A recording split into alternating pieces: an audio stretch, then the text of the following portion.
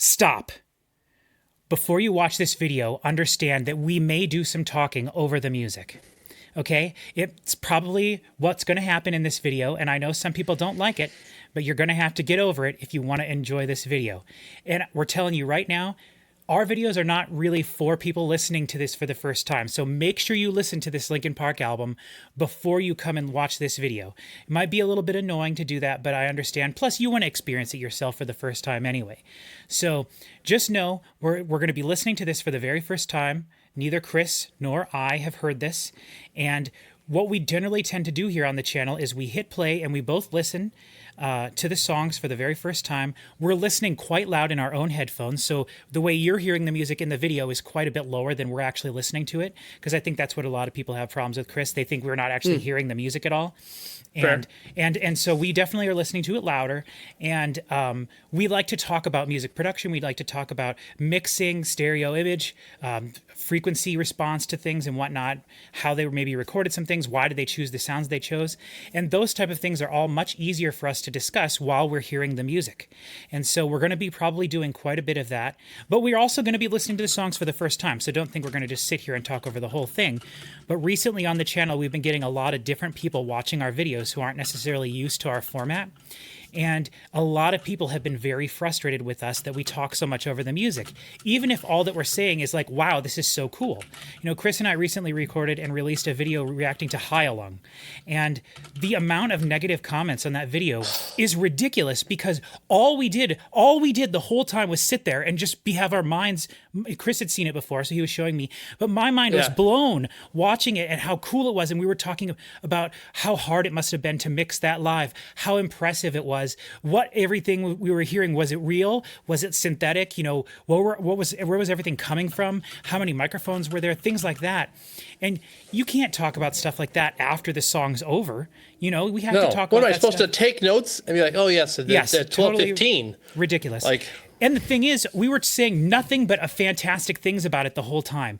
And yet the amount of comments we have that are like, you know, idiot can't stop talking during the middle of the music. Or some person was like, oh, we finally get to Maria's part where she's singing and all the idiot can do is talk. And when I'm like, okay, yeah. I know, it's so silly, but I understand too. You want people to experience things to the fullest extent. And if it's something you really care about, you want them to understand it and you want them to experience it the way you think it should be experienced. And I get that 1,000,000%, I do. But what we focus on here more is just kind of having fun while we're listening for the first time, and we're not taking it too super seriously. That kind of listening is for us to do on our own later on when we're listening to these albums or these songs for a second, third, fourth times by ourselves later on. Does that make sense? If you're looking for me to answer, yes. Yeah, right. If you're looking for them to answer, I know, answer in the comments if that makes sense. Right. So I just want to let everybody know that I've been very frustrated with comments recently. However, we've been getting a lot of views. Shame. Well, we've been getting a lot of views on videos, and so when you hand get in more, hand, I guess, but exactly, when you get more views, like our Nightwish videos just tear us to shreds. However, if you look at the if you look at the positive to negative, like thumbs ups or like it's way more. It's like 70% positive. You know, squeaky wheel gets the grease. Yeah, exactly. And so I just wanted to bring that up right at the beginning of the video here and tell everybody this is going to be. Chris and I both love Linkin Park, as far as I know. We'll talk about Linkin Park a little bit before we get into the album here in a second. But, you know, just make sure you listen to this album on your own before you check out our reaction, because we're going to listen to the entire album. And hopefully, as long as Linkin Park allows us to do this, which I'm not sure about this. Linkin Park is kind of snotty about their stuff online. But I'm hoping that I can include in this video that you're watching right now the exact audio that we are hearing, so that you can hear what we're hearing as we're hearing it, and you can hear what we're discussing as we're discussing it. If Linkin Park has their stuff online, their copyright settings set to something such that we can't use the music in the video, unfortunately, I'm going to have to upload this video without the music in it. And that is a huge frustration. It's a big bummer. I get it. I hate it when I have to do that. It really just tears at my soul. And so just know, you know, I'll try everything I can to get the music in the video. If not, I will include links in the description so you can try to open it in another tab or watch it on a separate device if you have something. Again, I know it's very frustrating and annoying, but try to sync up the audio with us. We'll count down every song so you can line up the songs with us if you have to do that. But we'll hope you don't have to. And we hope we enjoy this, of course, but we're also not going to sit here and lie to you and tell you that we are enjoying it if we're in fact not enjoying it.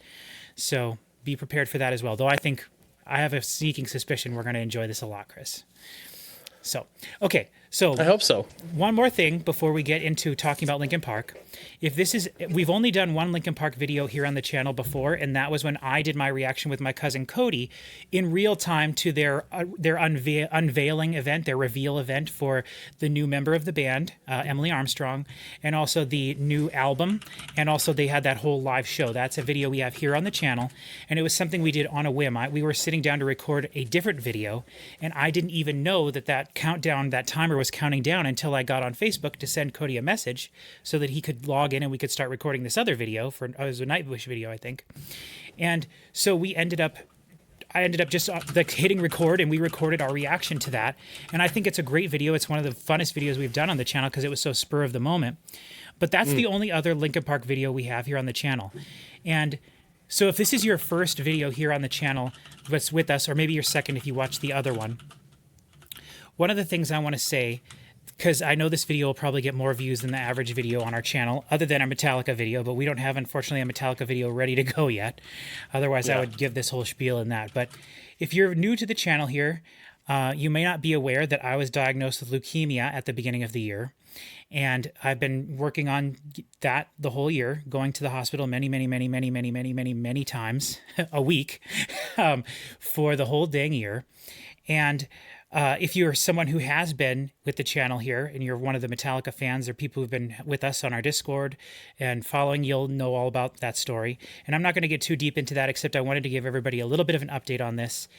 So on Monday of this week, we went in and I was supposed to get the good news that I was in remission and that we were going to be starting my 2-year cycle of maintenance, where I basically have to go in at first maybe twice a week for a month, then maybe once a week, then maybe once every 2 weeks, once a month, slowly dwindle down to the point where I'm cured, basically.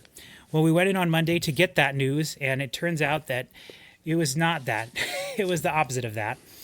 And it turns out that my cancer is basically sort of coming back already, even though it never fully went away. So what my doctor recommended we do and what we're going to move forward with is sometime at the beginning of next year, I am going to have to get a bone marrow transplant. And it's going to be a pretty big ordeal. And I think from everything I understand, it shouldn't be too bad, but we probably won't be able to release as many videos at the beginning of the year as I would have wanted. And there might be stretches of time where we don't have anything being uploaded at all. We'll just have to see what happens. And I just wanted to let everybody know that that's kind of what's going to be going on. For the next 8 weeks, maybe to 8 to 12 weeks right now, I have some medication that's hooked up to me permanently. It's right now, we have my PICC line running through my it's the PICC line itself is right here. It's got medication that's going down through my shirt and into this bag over here that's feeding me this medication. You can't see it because my video is too dark. But feeding me medication basically and I have to be hooked up to it at all times. And so if in the videos you hear some like weird little type thing in the background, which I don't even know if it'll make it into my mic or not, but that's the sound it makes. It does it like every 5 minutes, I would say, maybe a little more often. That's what that sound is, so I apologize for that. But it shouldn't be that big a deal. I don't think anyone would even probably notice it if I didn't say anything. And then also, I just kind of wanted to let everybody know that that's, what my update is for right now. At the beginning of the year, I recorded 2 cancer update videos, and I've been meaning to do one for quite a while, but I was waiting until I was actually in remission so we could have like a celebratory video. And unfortunately, we're going to have to wait quite a while now for that. But basically, at the beginning of the year, when we do the transplant, I'm going to have to move for 100 days right now I live about an hour and a half away from the city where the hospital is that I've been going to. And you have to be within a half an hour of the hospital in case anything were to go wrong or just because it makes it easier.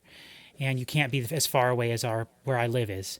So I have to move to Omaha, Nebraska and live there for 100 days.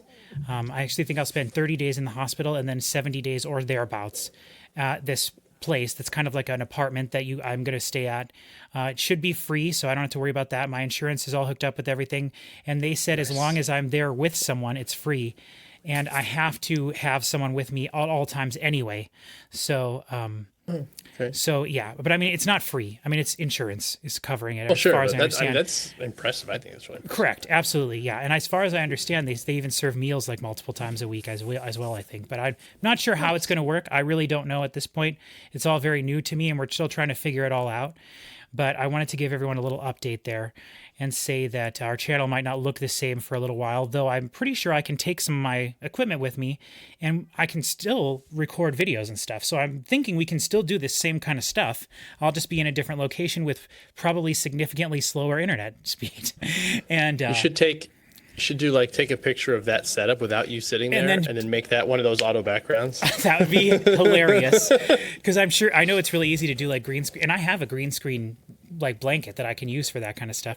That would be very nice, funny. even better. But I also think Yeah. it would be that's a lot of work. I don't care about Yeah, that. for sure. You know, plus who cares? I can be in a different room. I can set up some different stuff. Who cares? You know. There's only one room, and it's that one. So I just wanted to kind of let everybody know, give a little update. I'll probably have more stuff on the channel about this as the more I learn and understand about all of this. And I was planning on doing a big video that was just going to be titled "My First Year with Leukemia" and go through the whole process for anybody who would ever feel the need to look that up, or if anyone finds out they have leukemia, and just to talk about my entire experience over the entire year. But unfortunately, my experience with it is not going to be over as soon as we thought. Or at least dwindle down as fast as we thought. So we'll just have to see what happens. But I'll keep everyone updated on the channel and everything. So thank you for listening to that for a few minutes. Now, Chris, let us discuss Linkin Park. But I want to start with you because you were not there when we did the reaction to the Emily Armstrong concert.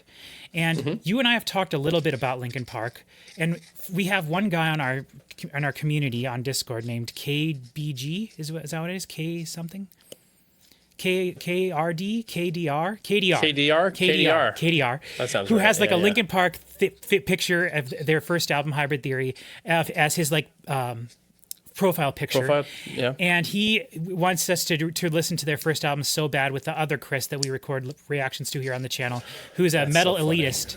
Yeah, and we know he's just going to hate really it. doesn't like Linkin He does Park. not want to do it at all. And so anyway, we've been talking about doing Linkin Park video now for probably, I would say, like 6 months or more. But at this point, we've managed to wait long enough that lo and behold, they have a new singer and a new album out. So here we are today reacting to Linkin Park for the first time, essentially doing new music on the channel. So Chris, what are your feelings about Linkin Park? And what's your excitement level for this, I guess? I don't have anything against Linkin Park. I thought Hybrid Theory, when it came out, was really fantastic, and I listened to it a lot. And then I just didn't ever really follow up on anything after that, but I always dig all the songs they have on the radio. Sure. Which is Like a all their lot. singles and stuff. I was Yeah, surprised. there are a lot really- of good singles. I've Yeah. never really heard a Linkin Park song that I didn't like. I just never have any compulsion to like, I want to go listen to Linkin Park. Right. So, and then it was a real bummer when Chester died because he's crazy talented and he was such a huge piece of that band. And then I went and actually listened to the new singer recently, and she sounds great. And Which, for those of you who she- don't know, she was in a band called Dark Sarah, I believe, is her metal band that she's been in. I think it was Dark Sarah. And she, I've heard of that band. I came across them several years ago, but their music didn't like strike a chord enough with me to like ever pay attention to it too much. And I also don't think I ever encountered one of their albums in a year that it came out, which really puts a damper on it for me. But we don't need to go into that. So yeah, but okay. And it was tricky because she was obviously doing a Linkin Park song, like a cover, not a cover, I guess, because it's the band, but she was doing a song that they had written with Chester, and I listened to it. And I was like, she's good, but I just found myself wanting it to still sound just like Chester. So it's going to be nice, I think, to hear Linkin Park music with her that is all hers. None of these songs are going to be stuff that I know a better or otherwise different way. I have a way I'm more used to hearing. Yep. And I'm curious to see how good it is and if it's better than that new Poppy album, which is going to be tough. I'm very excited to listen to this. So just to very briefly, normally when we do stuff like this and I talk about a band for the first time on the channel, again, I'm not counting that video we did earlier this year. Generally, I bring my whole collection of like all my Linkin Park CDs and stuff down here for this video. I would, and in this case, I think I have like everything Linkin Park has released in terms of albums. I never was a member of the Linkin Park Underground, which is their fan club, Chris, basically, and they started that way very early on in their career, I believe, right after their first album came out, maybe even before that. Well, LP Underground, it was called, Linkin Park Underground, and they have released several like exclusive things, like I believe instrumentals, remix things, different like singles, live concerts. They do all sorts of stuff that's exclusively for them. I think they can buy tickets to concerts early and stuff like that. So I've never been like a crazy fan like that, but I really enjoyed Linkin Park from their first album all the way through. And I don't think that everything they ever made was perfect. I think they actually have some bad stuff. That song, the last track on the end of 1,000 Suns, is just horrific. It is so bad. It is so bad. It was one of those things where I think that I've heard that like Chester recorded it like naked in the studio, like laying down or some bull crap like that. So he was trying to like get into it and feel all emotional and stuff about it. But boy, does it not sound good at all. It just sounds terrible. It's like an acoustic guitar and him singing, and it's terrible. There's bad like distortion all over it because it was all one take and he just was singing too loud for the mics, couldn't handle it and all this stuff. But also just the very pitchy, not very good at all. But other than that one particular song, I really do feel like the only other negative thing I can say about Linkin Park's music is some of it is just kind of meh. And even their songs that are meh-ish are still really great. And I really love their first two albums. I think Hybrid Theory is great. I think Meteora is one that has grown on me more over the years. That's their second album, Chris. And that is... I actually think that the production on that album is better.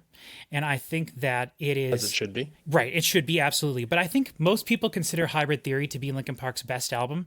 And if not their first album, they think... If not Hybrid Theory, they think of Meteora. Those are the only two that people ever mention. Now, what's their first one? Hybrid Theory. Oh, okay. Yeah.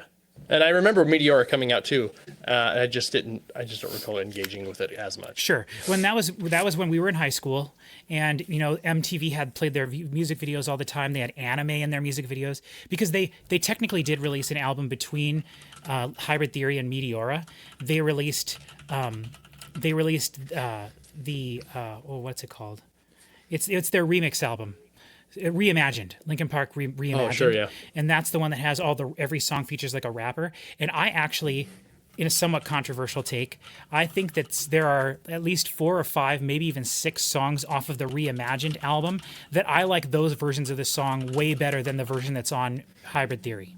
Because I think Hybrid Theory does have some songs that are kind of middle of the road. I don't think it's a 10 out of 10 album at all. If anything, I would say it's maybe like a 7 out of 10. So, but whatever, numbers, we don't really give numbers to stuff here on the channel that much, so it doesn't mean that much. But after that, they released Minutes to Midnight, and that was when they kind of exploded in even more popularity because they had that song that was attached to the Transformers movie, What I've Done.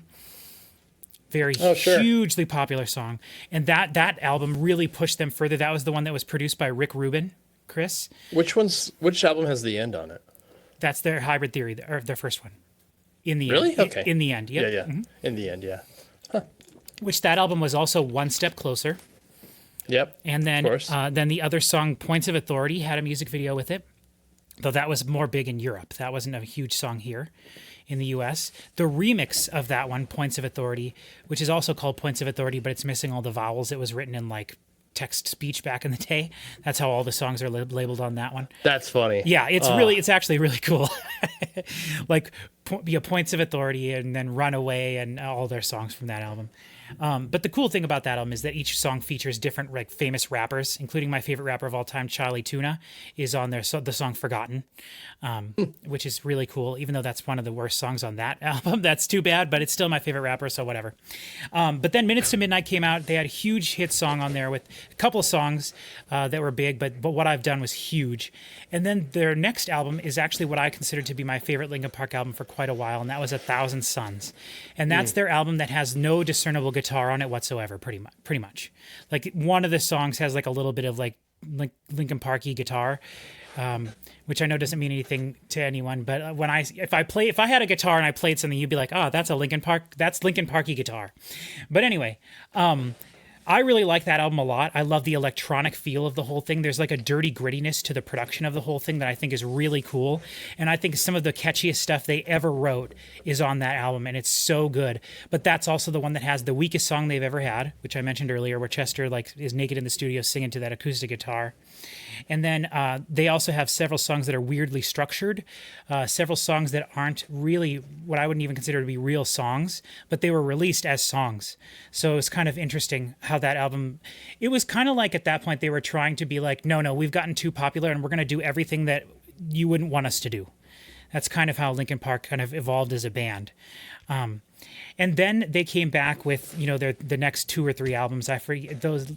I don't even remember what the names of those albums are because they're somewhat unforgettable. But the point I wanted to get to was their most recent album, One More Light, I think is what it's called.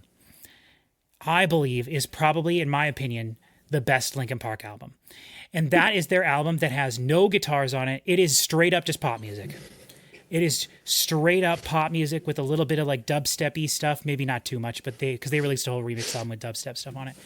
But like they had their single the single from that album was Heavy, which featured the female vocalist, a female pop star that they had just kind of found. And she's gone on to have a big career and stuff. But it's just Chester and her singing. There's no heavy moments really pretty much throughout that entire album. There's a lot of pitch-shifting vocals, which I think is really cool. My favorite song off that album is called Battle Hymn, I think is called Battle Hymn. Battle Symphony, something. My Battle Symphony, everything that runs for me. I think it's called Battle Symphony. That song is one of my favorite Linkin Park songs. And so the reason I bring all of this up, because everybody who's watching this loves Linkin Park, you all know. Chris, you even probably know a lot of this stuff too, not being a huge Linkin Park fan. I am so curious what this album is going to sound like. Because I think I've seen people online saying like that this is more of a rock album. And to someone who hasn't followed Linkin Park past their first 2 albums, you may not know that they really weren't a rock band for a decade or more. Like they had nothing but electronic pop music on their albums for forever.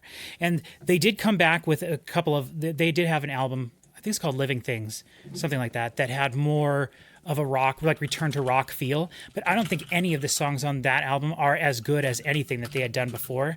And that's where I feel like they were just kind of starting to phone it in a little bit. But with One More Light, every song is phenomenally written. Like it is just Songcraft 101, amazing, incredible songwriting. The arrangements are all fantastic. And again, it is just electronic music. There's no real bass. There's a little bit. Don't crawl over me, people in the comments. There's a few things, but for the most part, it's just electronic drums, electronic synth bass, just like low subsonic frequency stuff. And then there's there's no guitars. It's just synth stuff, pretty much. And a lot of sound effects and pitch shifted effects and stuff. And it seems like as the band has gone on further and further, Mike Shinoda did more vocals on each album, which he did a lot of vocals on their... He's always done a lot of albums, or a lot of vocals. However, he basically stopped rapping after their first 2 albums. So Linkin Park did not do any rap songs pretty much at all. Maybe there was like one at most. Yeah. And that's the thing. Everyone thinks that they're like, it makes me mad. It's like the Gorillaz. Like people think the Gorillaz are a rap group. No, sir. In their first 3 albums, the Gorillaz had 5 rap songs. It just so happens that 4 of those songs were huge #1 hit singles. All the other 50 plus songs on their first 3 albums have no rapping in them whatsoever. So, Yeah, I don't know. It's like the rapping on those Gorillaz songs too is like, it's secondary, I guess. Like, I don't know, the choruses or something. It kind of is, but it's also like throwback hip hop too, which is what I liked about it. But their first album is considered one of the greatest trip hop albums of all time. And it really, honestly, is probably up at their top 3 or 4, along with, Portishead, maybe Blue Foundation, and a couple of other things. A lot of people would say Massive Attack, but I never got them. I don't like Massive Attack. I'm just curious, are we going to get mostly rock music? Is this Linkin Park trying to get that feel of their early days back, right? Like, Emily Armstrong is a female singer in a metal band. So, like, she can do the screaming, she can do the clean singing, she can do pretty much, I think, anything. And so, like, but I think she's more known for having the like sort of more screamy vocals, kind of like Chester would do, right? And so if that's what they're going for, then this could be the heaviest Linkin Park album we've gotten in 20 years, you know?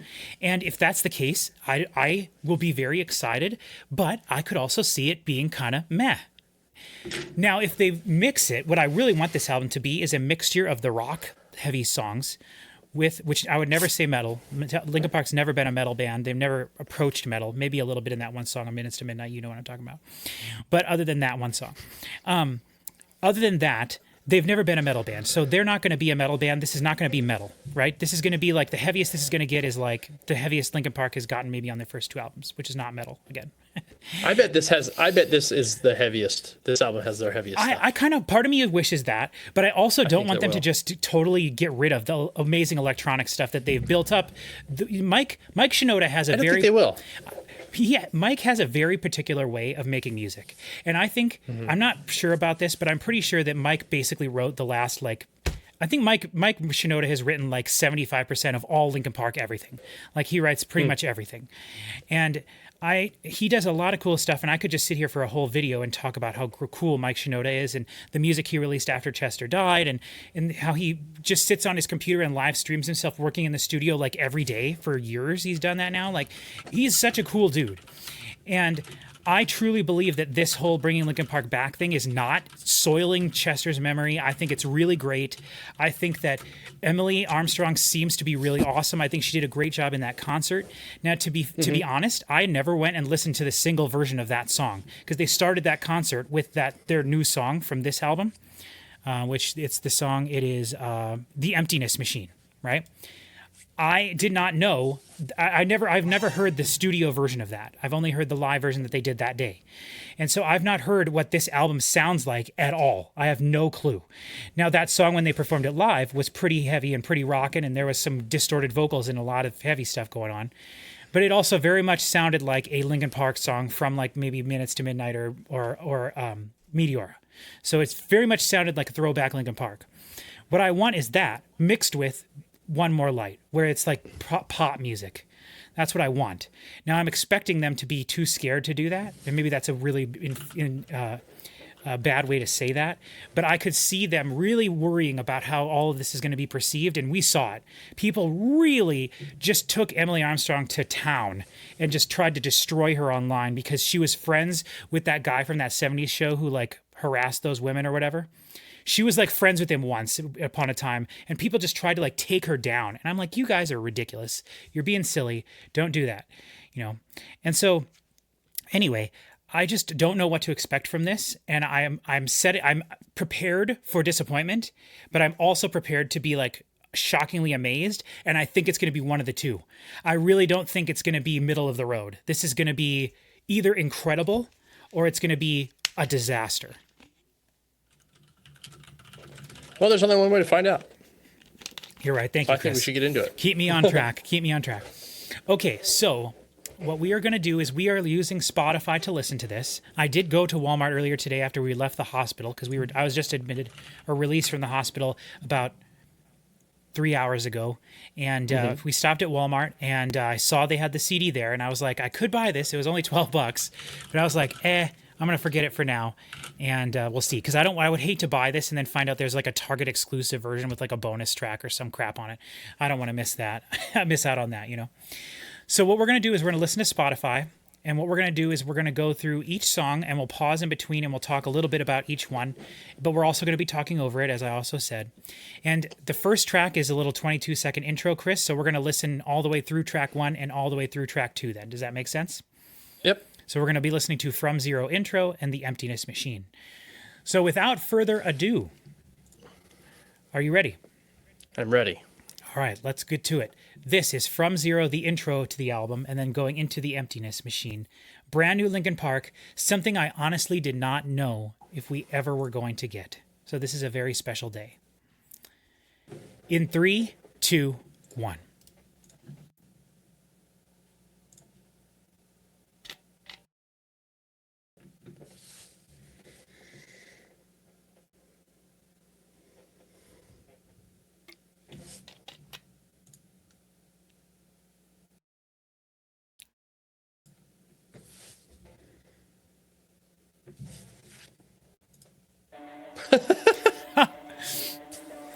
And you know, That the was funny awesome. thing about that is From Zero. Your blades are sharpened with precision. I'll get into that after this. One thing I was going to say is I do not care for Mike Shinoda's singing. Oh, So Okay. really, that's another thing I was kind of worried about on this. I want to hear more Emily than Mike. Just like you always do, just like you always do. Already pulling me in, already under my skin. And I know exactly how this ends. I let you cut me open just to watch me bleed. Vocoder, very Mike. Give up who I am for who you wanted me to be. Don't know why I'm hoping for what I won't receive. Oh, I love that. Falling for the promise of the emptiness machine. The emptiness machine. Oh, yeah.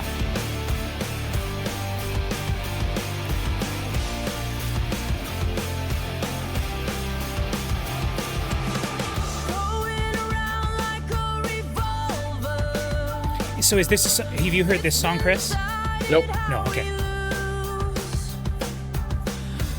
Like the drums, kick's got a good punchiness to it. Yeah, but it's all really centralized. It doesn't Yes, like wolf it out. is. Yes. Already pulling me in, already under my skin, and I know exactly how this ends. I let you cut me open just to watch me bleed. Gave up who I am for who you wanted me to be.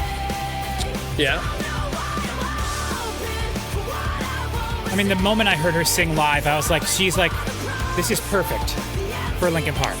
I can totally see. Like, it's very easy to imagine Chester's voice on these lines. The way the progression is. Exactly. And I think a lot of that goes back to Mike was the one writing the songs for Chester as well. And I know Chester did some of the writing as well. So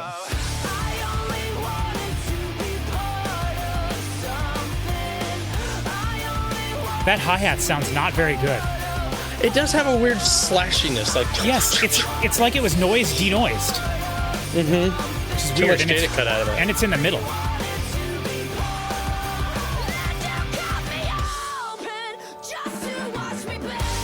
Like that drum. That was awesome. That fill in the back.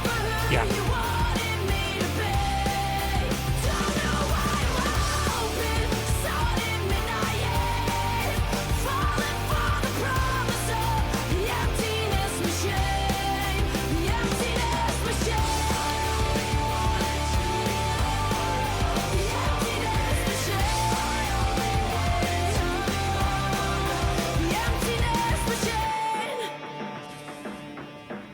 Okay.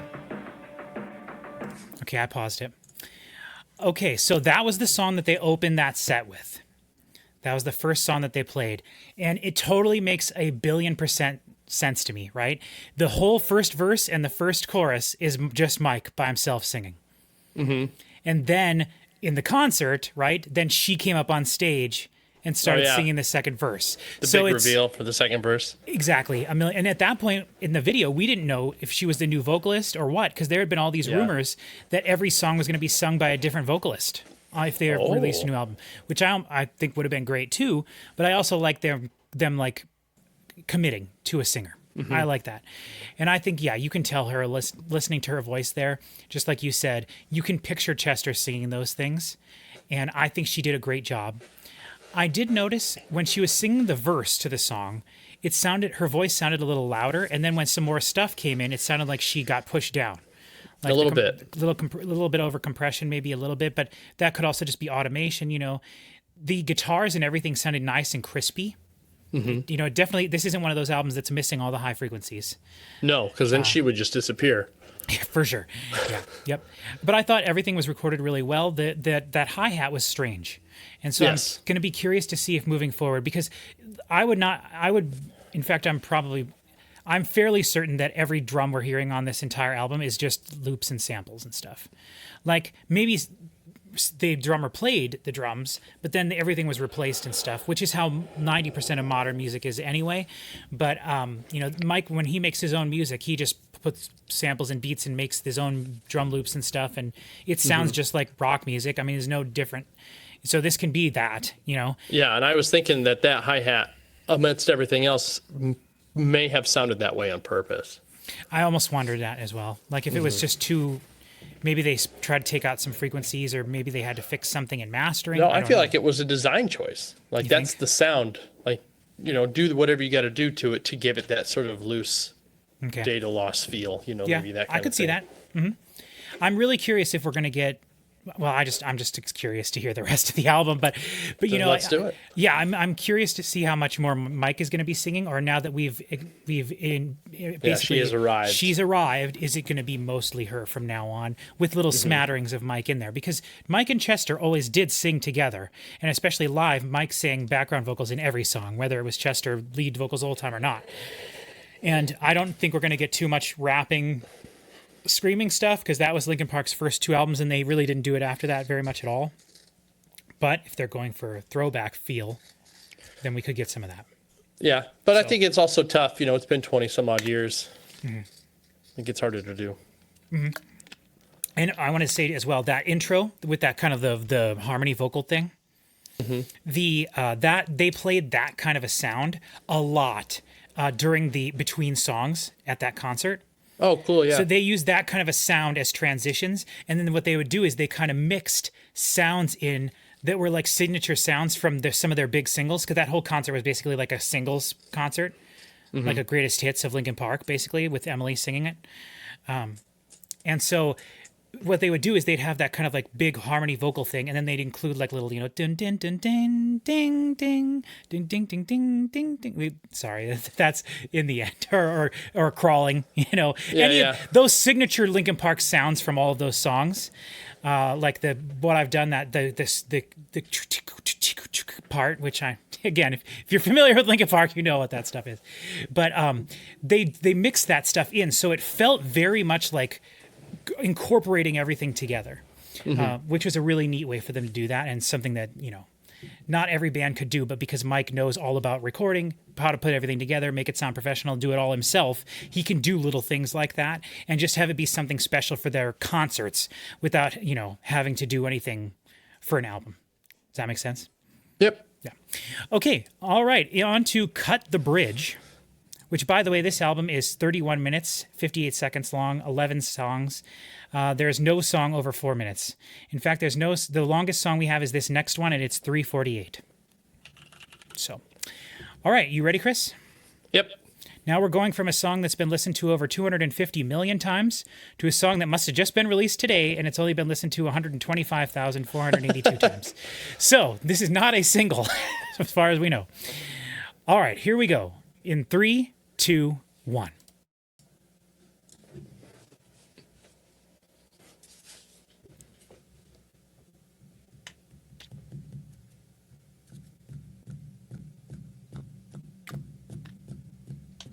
Okay, now that does sound like a real snare. Okay, interesting.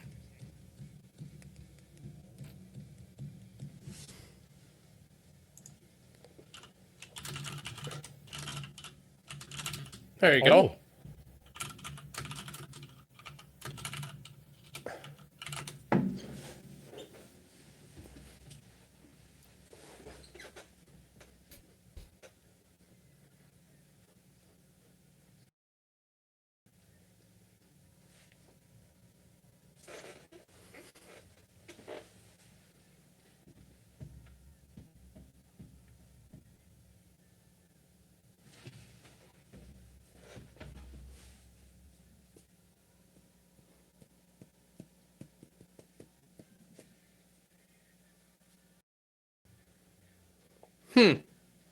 Ooh, gang vocal.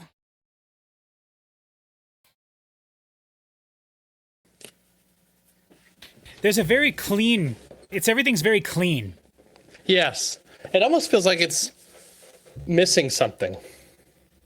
It feels like I don't know, that this is just the thing that came to mind, but like Weezer or something from the 90s, like Raw. Mm-hmm. Which is obviously the music that inspired them to become a band.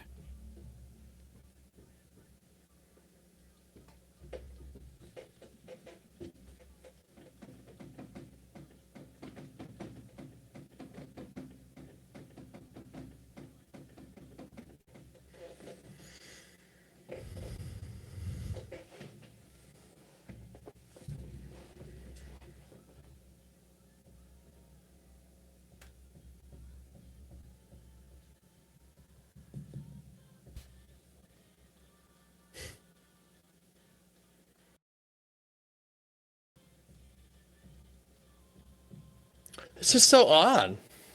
It is, right? And this song to me sounds like real drums. Like Yeah. straight up, just real drums the way they were recorded. Which I could see Mike really liking, enjoying that aspect of it, recording it.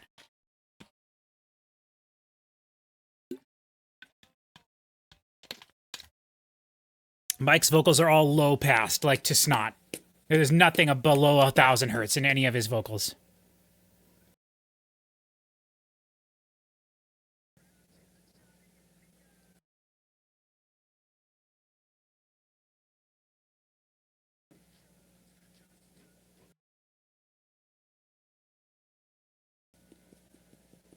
Like, where are the cymbals here? You know what I mean? This should feel bigger. It's just But it's not. all the whole song is just snare. Yeah.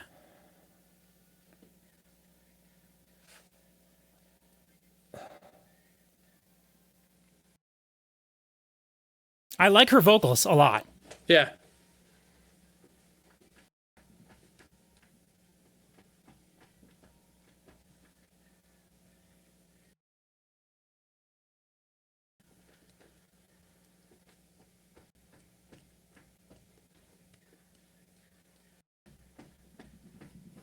Huh. Yeah, very, huh? It sounded like when you've still got everything in different tracks and you mute one track and it's like, here's what this song sounds like without this thing in it. And then you mute that track and that's the whole song. It's like, what is, but I don't know what's on that track. Something feels like it's missing. I agree. To me, it felt very, like, intentionally not over-polished. Mm-hmm. You know? Like, the bass was not this all-consuming, giant, enormous thing, which is what bass is in modern music, you know? Yeah. It was literally just a dude playing the bass. It was not overly And, like, loud or nothing. All the bass guitar and I don't know, synth elements, whichever there were, if there were any, were still, they were like third.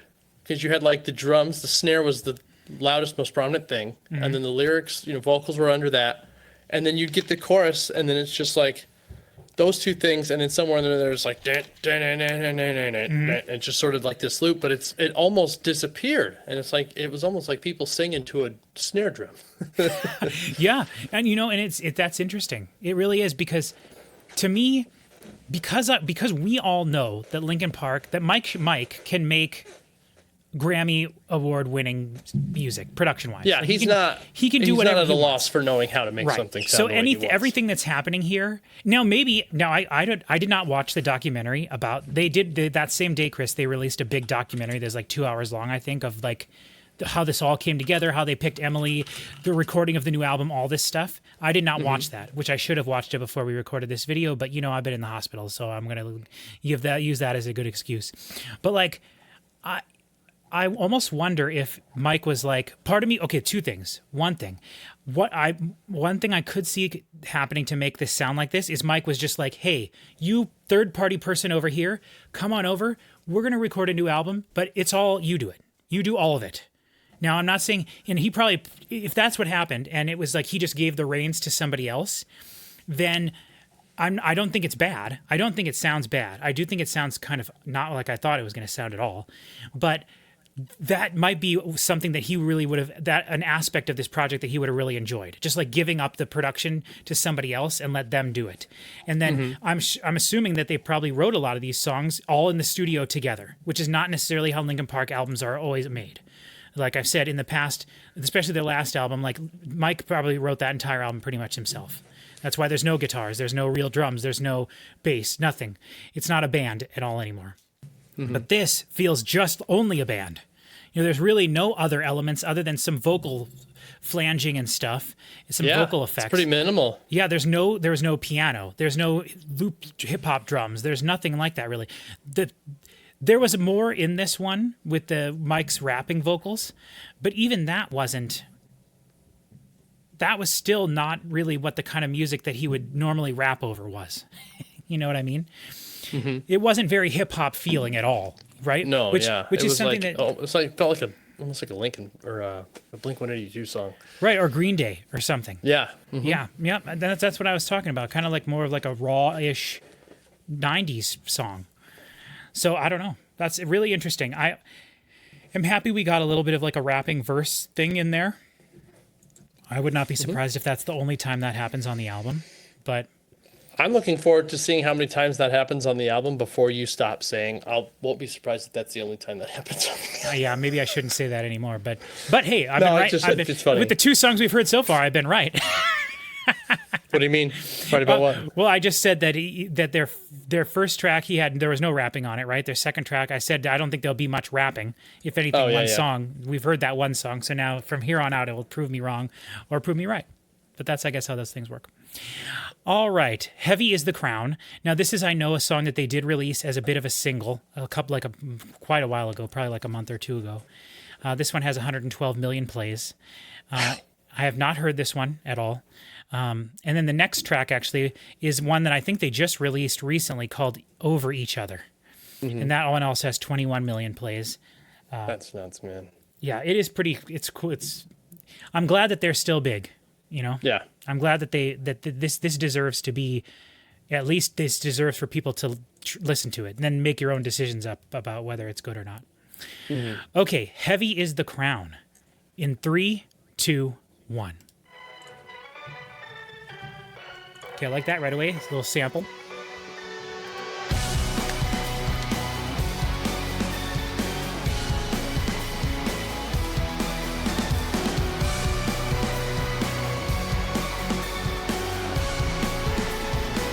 That is such a Linkin Park riff. I mean, I could write that riff.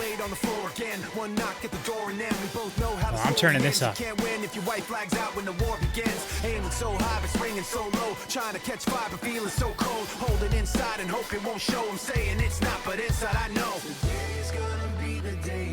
See, there it got so low right there. It did. know? That was weird. It's weird. This is what you asked for. Heavy is the crown. Fire in the sunrise. Ashes raining down. Maybe they did do this song live at that show. I don't. It keeps bleeding out. I feel like I've heard this one. What you asked for. Heavy is the I don't know why I would have, but Have you seen the most recent Transformers movie? I'm just joking. But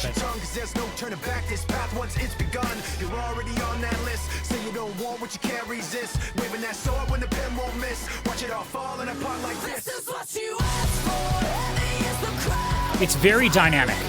When it gets Yeah. loud, it gets loud.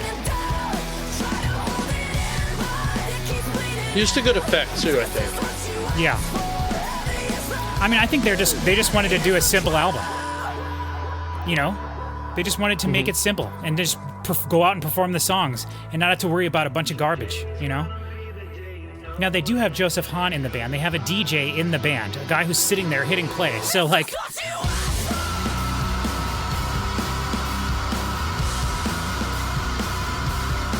Nice. Yeah. Yeah. Killing it. yeah. Whoa. I like that they had the breath in there. Yeah.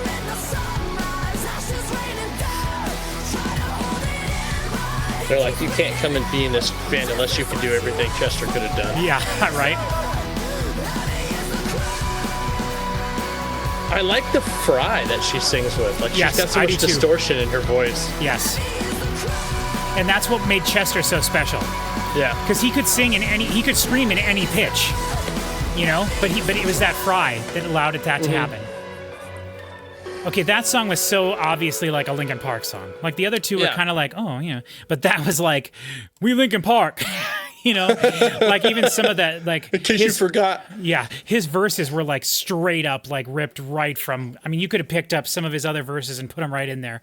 But that's how Mike's verses always were on their first few albums. Like, it wasn't that big of a difference in terms of the melody that he was using or the rhythm, right? But that's fine. It didn't matter. That was his vocal rhythm, you know. That was I- almost that one song. The other big Linkin Park song with the super long scream in it that I don't know the name of. Yeah, the 18-second long song. Or like Yeah, what which song? Which song is that? I don't remember the name. I mean, I know which one it is, but yeah. I don't recall which. I feel like if that song was a formula or a recipe, they followed that recipe to make this song. Except I'm pretty sure in that song there is no rapping in that one. In that That's particular. fair. But this is very much like a Linkin Park. Like It's super Linkin That Park. guitar riff was so Linkin Park. I mean, it was straight out of Minutes to Midnight. Like that was what I've become or what I've done. Like that was that. Like just so crazy. And that's the thing to me. Like that's part of my, I guess I'm kind of a smidge disappointed only because I feel like when Linkin Park started just like putting up the proverbial middle finger to everybody and was like, we're going to do whatever we want on our albums. We're going to experiment. We're going to make instrumental songs. We're going to have songs where there's only people talking. We're going to just do whatever we want and screw anyone that wants like a single, you know, like that was when they were like, that was when it was like, oh, okay, there's something special here with this band. Like, now, the cool thing is they did all that with their first 2 albums because no one was really doing stuff like that at the time. I mean, yeah, there was Limp Bizkit and there was Kid Rock and there was stuff like that. But it wasn't like Linkin Park was doing it, you know? And the fact that they were able to get so heavy with Chester's vocals, you know, and I said earlier, I never considered Linkin Park to be metal. But if Chester Bennington could have ever sang on a metal folk album, that would have been one of the great, I mean, it would have been awesome. It would have been so cool. Good.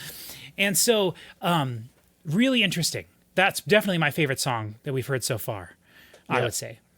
But yeah, the dynamics of the whole thing is really strange too. Like that one in particular, you could really feel the cymbals, whereas I feel like the first 2 tracks, the cymbals were non-existent. It was like they just muted them. Yeah, it was like they just muted them. And the first track had no crashes pretty much at all, just that hi-hat in the middle. So it was really strange. So. Cool. Yeah. Okay, so now we're moving on to Over Each Other. And as I said, this one has 21 million plays. So I think that this was a single event a while ago. All right, Over Each Other in 3, 2, 1.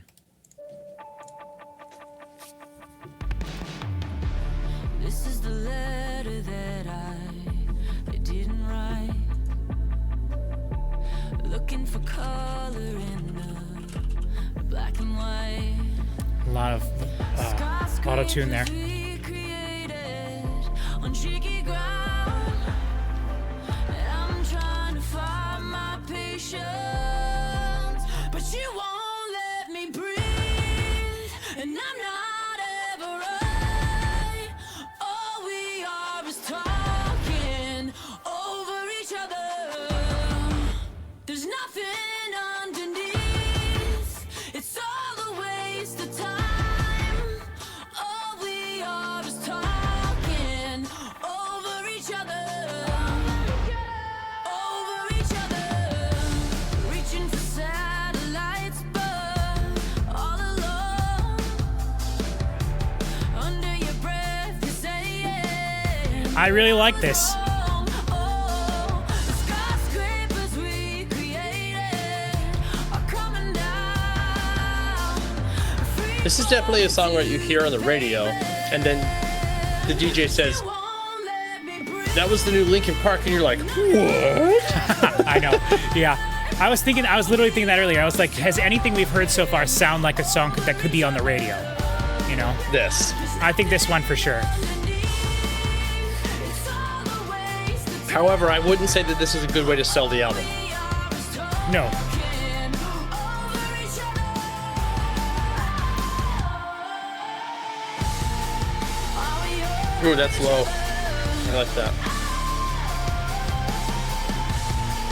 Are we over each other?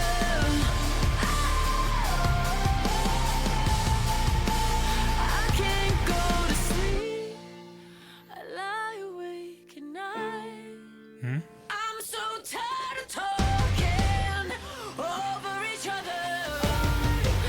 So say what's underneath. Oh, Wanna see your side. it's just so raw sounding. I love music that has just these really big, like, Smashes. Yeah. just chord. Yeah. I'm such a sucker for that. Especially when they wait till the third chorus to do it. Yeah. You know, that song felt like it really built a lot. Mm-hmm. Because. Are you recording these? You've heard that too. So here's an interesting thing with that song. So when the chorus first came in the first time, or maybe it was the pre-chorus part, where they had that kind of dun dun dun dun, Dun, dun. It was like straight in the middle, right in the middle, right? Nothing. It was just very compacted. And then I feel like then during the second verse, the more realistic, like the full drum sound came in and the whole thing widened up a little bit. And then during the chorus, it kind of went down a little bit, but there was more synths and stuff in there to have things on the sides.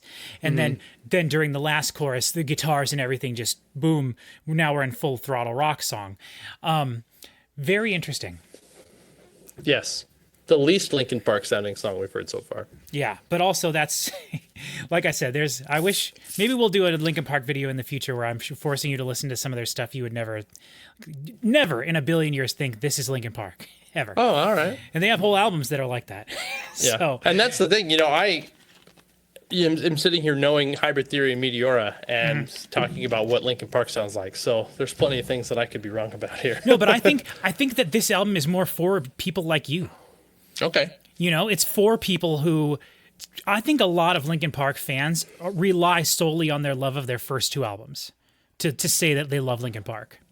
Yeah, maybe. I mean, I don't even know. Same thing with Evanescence. Same thing with some of those bands from that time. Whereas people don't, like, Evanescence makes me mad. Their second album is so much better than their first album, and people just don't see it. It's so silly. But anyway. Which one is Origin? Origin is their third one. No. That's Origin. That's the purple and blue one with Sober. Call Me When You're Sober on it. No, I thought. I'll have to look Their first album is called Fallen, and that's the one with Bring Me to Life. Okay. And then their second one had a couple of big songs. What was whatever? It doesn't matter. We're talking about Linkin Park. So Linkin Park. Yeah, whatever. So, did you like that song as much as the other ones? I wouldn't say as much, but I like what it was doing. Like, it's so hard. It's so hard with a band like Linkin Park where they have such a unique sound that you start to have an expectation to always hear Linkin Park songs, and then you hear something that isn't anything like that, and then you have to decide whether or not you like it. Yep, you got to kind of get over that, I think.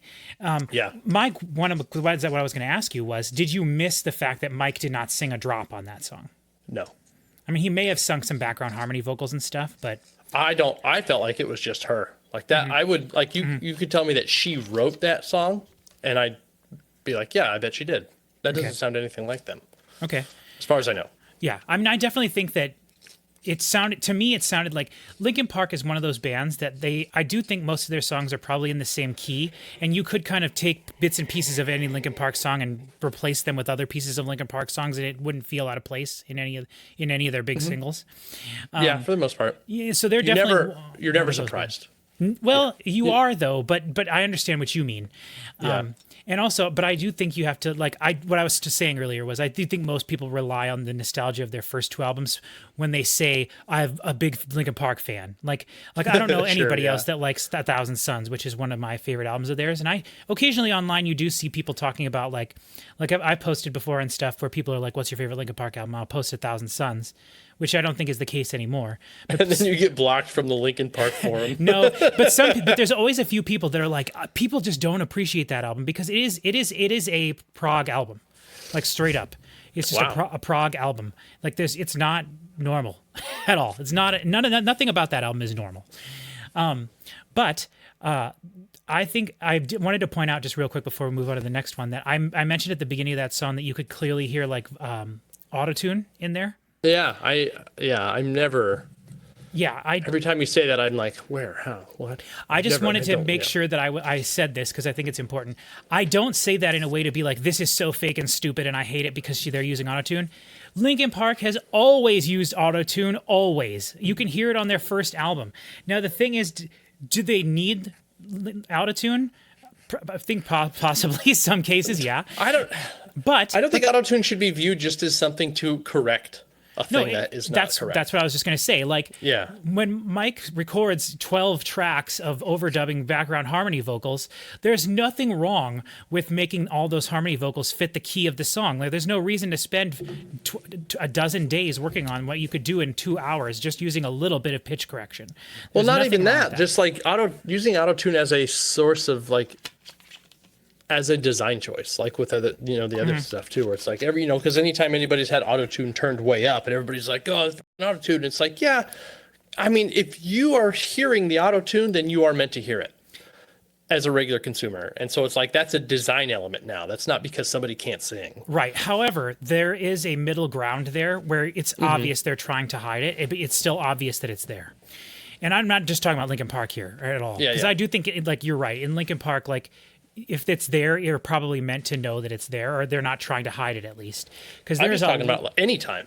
right. There's a lot of music that it is trying to hide it, even still to this day now. And if you think you're listening to any vocalist that doesn't have autotune on their track live, you are an insane person, because that is just not how it works.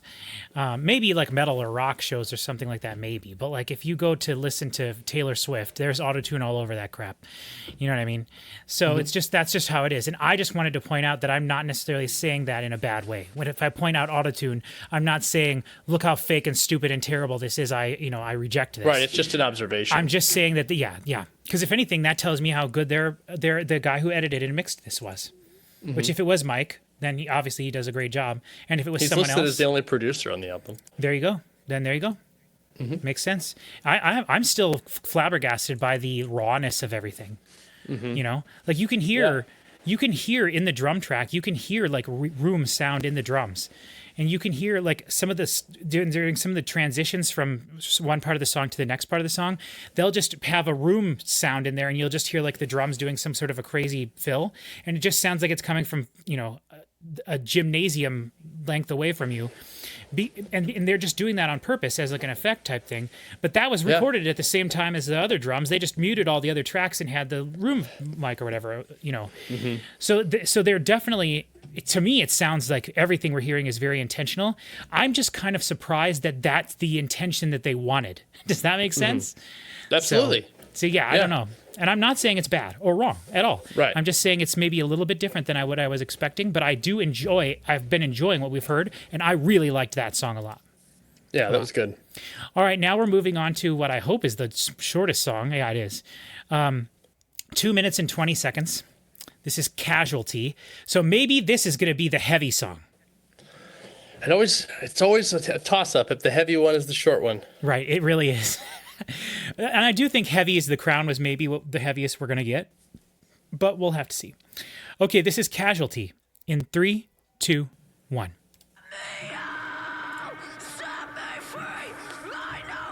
Here we go. Okay, Spirit Box.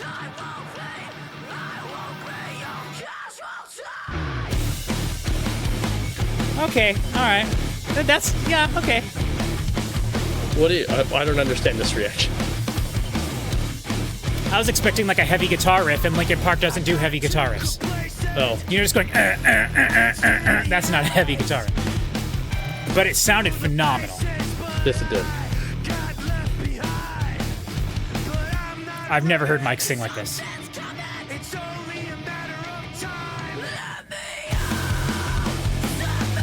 Okay.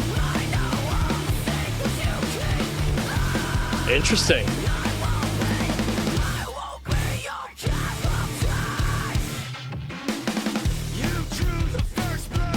Interesting. God, it reminds me of something. What is it though? Yes. What is it?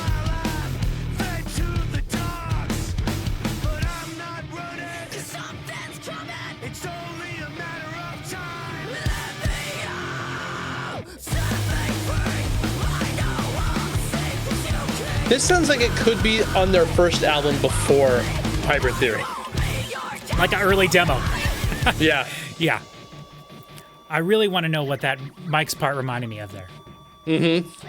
Oh, it was so there. I know exactly what you're talking about. I'm sure we would land on the same thing. Yeah. I love this kind of thing. Very in this moment.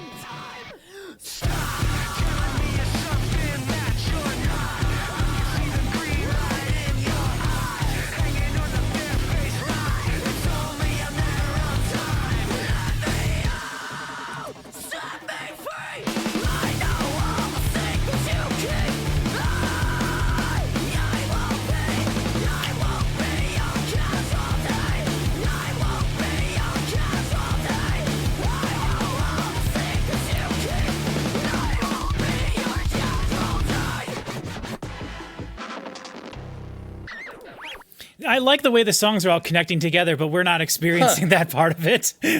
Yeah. Boy, that's going to be tough for her to do live. Yeah, you think? The end of that almost sounded like it was tough for her to finish the song. I guess that's true. But I don't know. I think... I'm sure it's intentional, yeah, but still. Yeah, like, and I think that is that's her work. wheelhouse right there. That is her Yeah. wheelhouse. Fair. Okay, hold on. I'm going to play That was that. barely a song. It was. Not even from a length perspective, but it was just like, where's the structure here? Like, there's no melody even in this. Yeah. Well, it was punky inspired for sure. That For sure. chorus especially. I want to listen to the Mike Shinoda part again and just see if Yeah, I can what figure part out is that? Oh, hold on. I'm in the wrong song. Hold on. Same. I'll tell you where.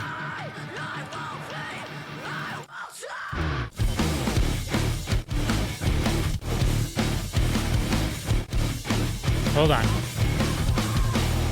25 seconds.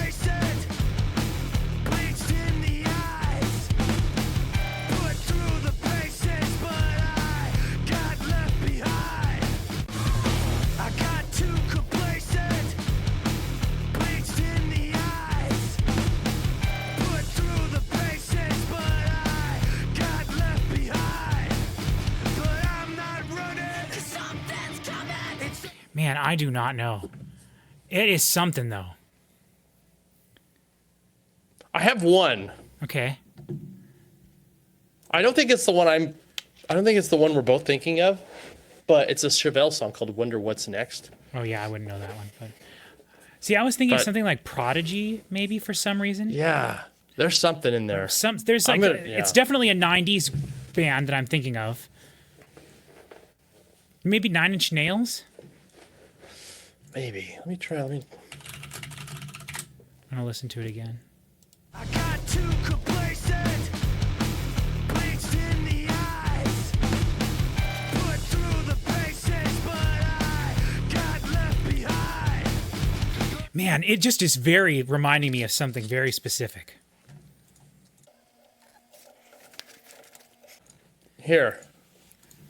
Go to pull up Wonder What's Next by Chevelle. It's the name of their 2002 album. Okay. Oh, that's their first And then album. yeah, and then go to the song Wonder What's Next and go to like 109. Hold on, I'm gonna listen to this heavy ass riff at the beginning of this. Okay.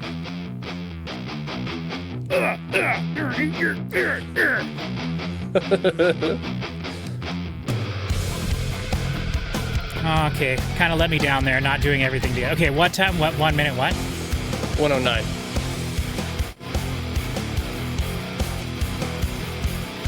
It sometimes feels like a burden. I want to succeed. Okay. Yep. Is this a good quality? I wonder what's next. And that's it. Yeah, I definitely hear similarities there. I mean, that's. I didn't know that song, so that's obviously not what I was thinking of. But Right. Now if you go back to Casualty, yep, man, oh man. I love how it starts with her just screaming. I got too complacent, bleached in the eyes, Gosh. put through the paces, but I got left behind. But how much does that sound like Wonder What's Next? Like they were It does. the same. Hold on, I'm gonna just type in and see. This says, like the band's heaviest album, Casualty nimbly becomes face-ripping thrash vocals, with Shinoda getting a bellow as Armstrong puts on her screamy pants. With slick punk production and never lets up its wild-eyed ferocity from its opening shrieks. Now hold on a second. What is a band that sounds like Linkin Park? Limp Bizkit. You are wrong. That is wrong. That is. Here's the other. This is the kind of stuff that makes me mad. Okay. It's impossible to do what you're trying to do right now. What is the band that sounds like Linkin Park? Here's what they have suggested: 3 Days Grace, Hoobastank, Hinder, Papa Roach.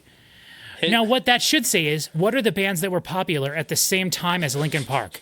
Because that they do not. I mean, I guess I sort of understand it, but come Hoobastank on. maybe, Papa Roach maybe, but no, because they're all lacking the electronic elements, like one of the most important Plus, elements. not a single one of those bands screams. Not a single one of those bands has any screaming That's vocals true, at all.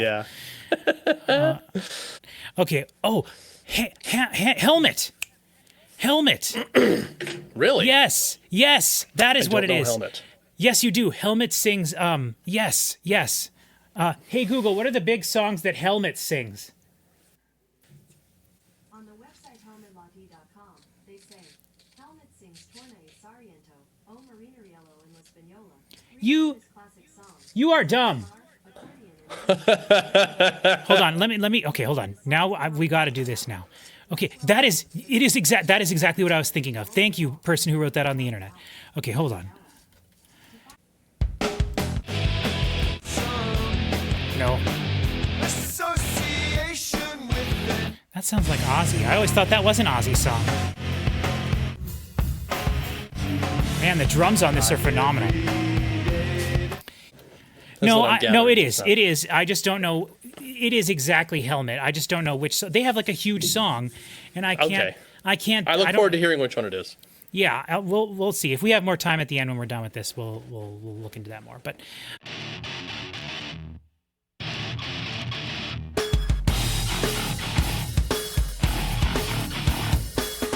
Victimize, but you're in bed. Stumble out and run dead. If I never paid to self-start, environment made you smart. Overflow. Overflow. You ready? Mm-hmm. In 3, 2, 1.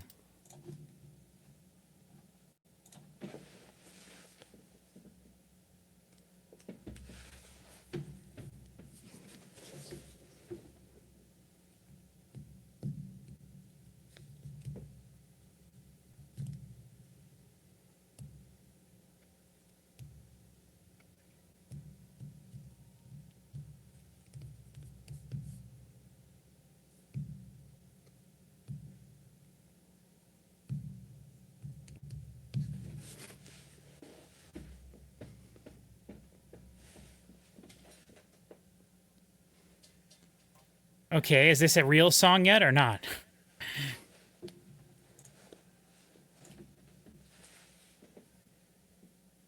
Uh-oh. This is some Patrick's music here. Oh yeah, baby.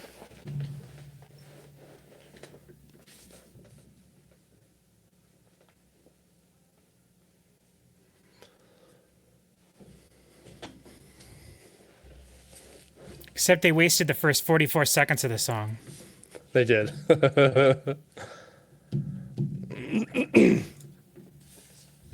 Yes, this is great.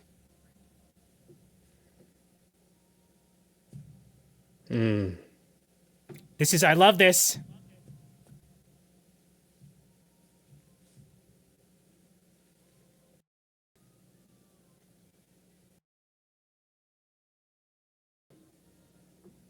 That's hard to sing like that.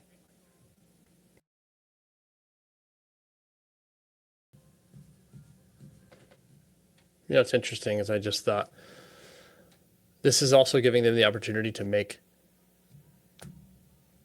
music that they would not normally be able to Maybe.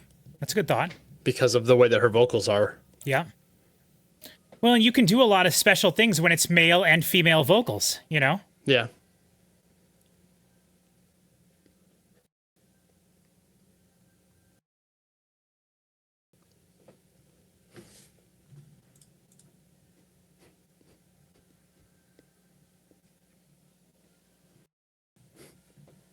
I like it. Yeah.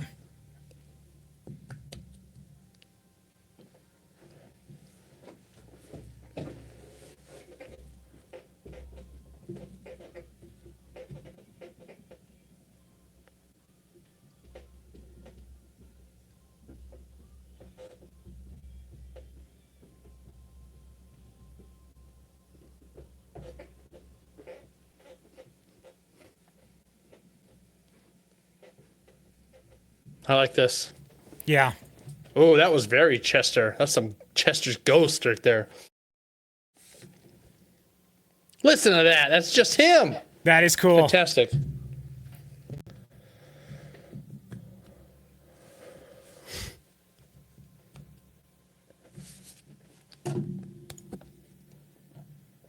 Wow. I sure know how to pick them. I cannot wait to look up other people reacting to and reviewing this album. Because, oh, hold on, I like the mixtape aspect of what we're hearing. That's really cool. Yeah, that was cool. But what I was just saying real quick is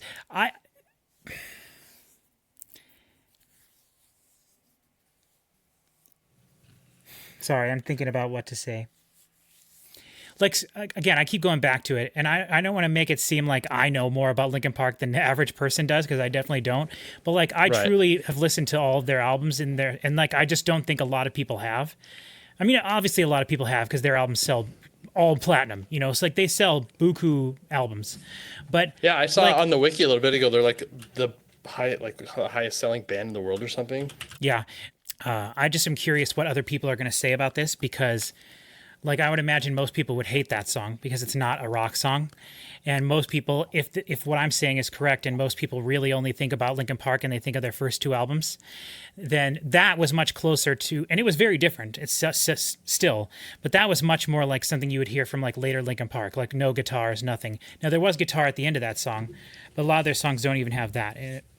But I love the drum beat that whole time. Fantastic. Huge, enormous kick drum.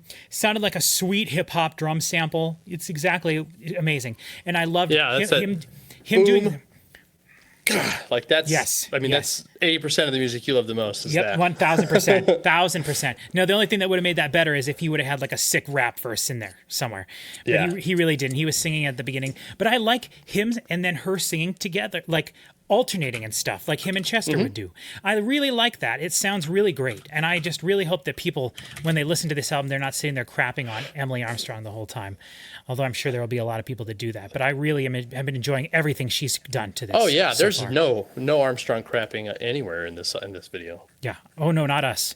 But I just imagine other people online are going to be, Oh, I see. Yeah. you know how stupid people are online. All right, Two-Faced. This is another, I believe, the most recent single they've released. It's 2,991,000, and we'll see what this one's like. Okay, in 3, 2, 1.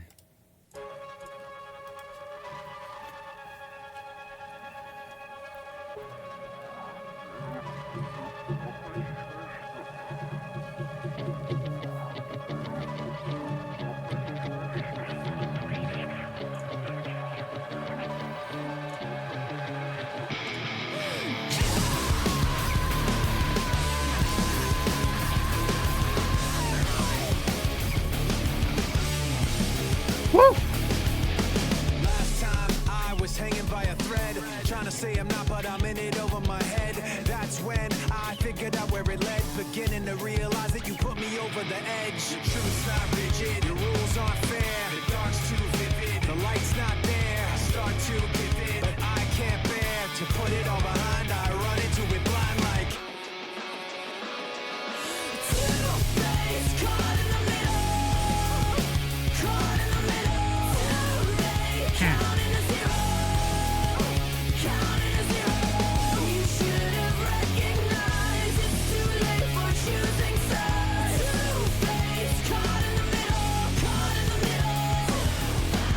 last time you told me it wasn't true, and pointing every finger at things that you didn't do. So that's why I kept missing the clues and never realized that the one that did it was you. The truth's not rigid, your rules Like, it feels like it dropped in... That. Yes. As soon as that started, it like just to get out of the way. Yeah. Huh. I run into it blind like Two-faced, caught in the middle. Caught in the middle. Too late, counting to zero. Counting to zero. You should have recognized it's too late for choosing sides. Two-faced, caught in the middle. Caught in the middle. I can't hear myself think. I can't hear myself think. Shut up when I'm talking to you. Yeah. Shut up when I'm talking to you. Shut up.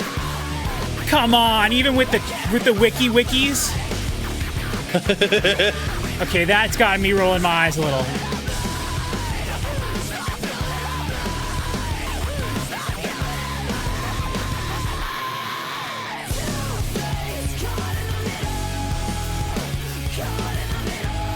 I mean, this is kind of screaming single though too, you know?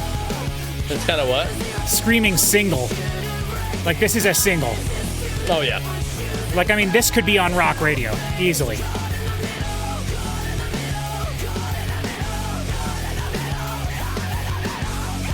Oh.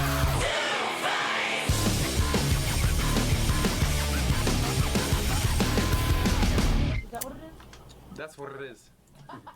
Okay, that's kind of silly. We're on That the same page right now. that felt too much like One Step Closer. That bridge part, really. But that main riff with that, like, that is straight out of One Step Closer. I mean, like, like identical. Like, I bet you could play. I'm sure there's already a video online of someone comparing both things side by side, whatever. You know, I'm sure that exists already. But whoa, hold on a second. I just thought of something. How long do you think it'll take before we get the AI created album where Chester is singing all of Emily Armstrong's parts? That's really interesting because I've never heard it do well. Yeah, maybe. I don't know. Because I know they do I've that. never heard it do vocal replacement on a song that exists, but they do a lot of that stuff. Right. And also I've seen them do it with movies too. Like, there's, for example, like with Metal Gear Solid 5, they hired a different actor to play. I'm not going to get into the lore because I don't want to spoil anything accidentally, but they hired a different actor to play Snake in that. And so you can go online and watch every cutscene with David Hayter's voice doing it instead. Yeah, which is pretty crazy. But I mean, that's probably easier because there's less things happening and a lot of dialogue happens, whether it's in a cutscene or not, without a lot of music happening in the center channel. So it's easier to probably do that with a video game or cutscene or anything like that. And I bet people showing me, and I've seen other, like on YouTube and stuff, is like, here's a new Metallica song, but used AI to make it sound like it's on Justice, Right. for example. Yep. And it does do some impressive stuff, but the quality always goes to hell. Like, it's got this weird splitting kind of vibe where it's like it always sounds like dual layered vocals, and the music kind of gets really thin and washed out. So it's like it's not as impressive or as nefarious as people think. But it is still very interesting, and it does some pretty impressive things for sure. But that's, I mean, we've already talked about you can go listen to the entire Nightwish album with boosted vocals. Really? Yeah, you can go listen to the entire new Nightwish album with boosted vocals. Good. You know, which is what needed to fix it. So some miracle worker went online and fixed it. So Yes.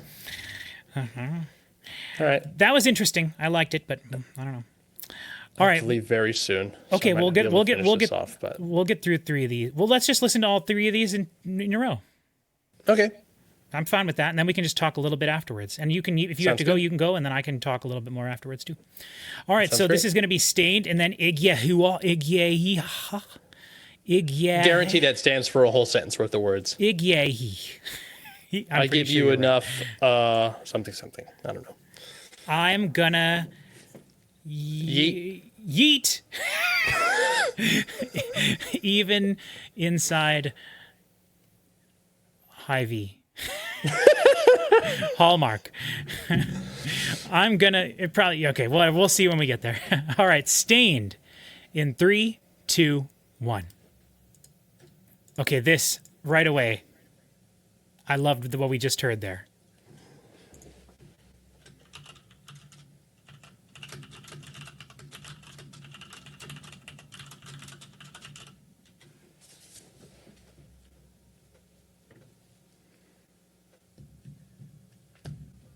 Ooh.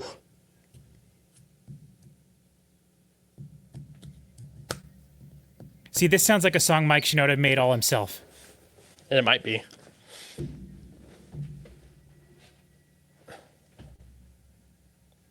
Those drums are enormous.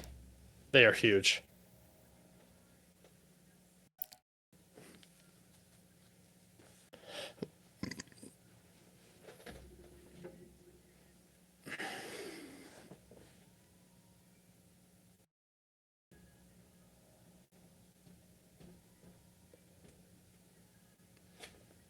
Yes, they are doing. Yes, this is great. This is a pop vocal. Like, this could be in a Billie Eilish song or some crap. You know what I mean? Mm-hmm. Which is great.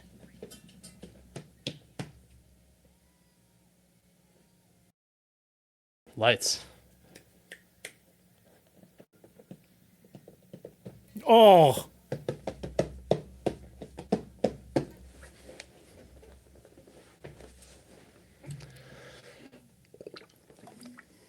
I can't wait till 2 or 3 albums from now when Emily Armstrong starts rapping. I can't wait till we get to that. Let's get to that part.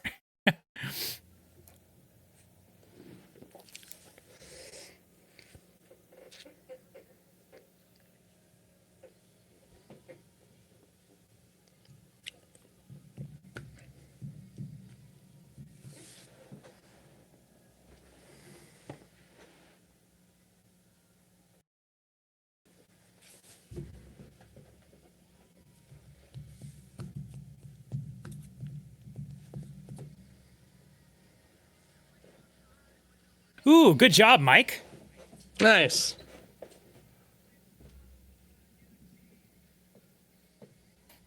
This is awesome.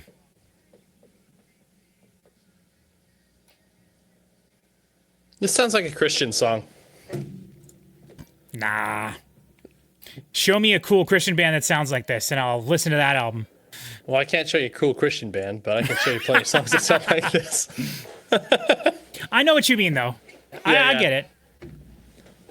There's a certain, like, The drums, especially, I feel. But I it's just very, feel, it's ahead. very, oh, you know. yeah.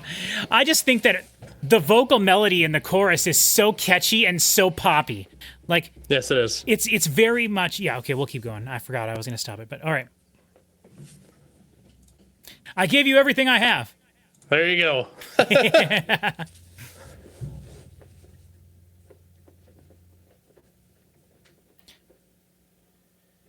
Cool.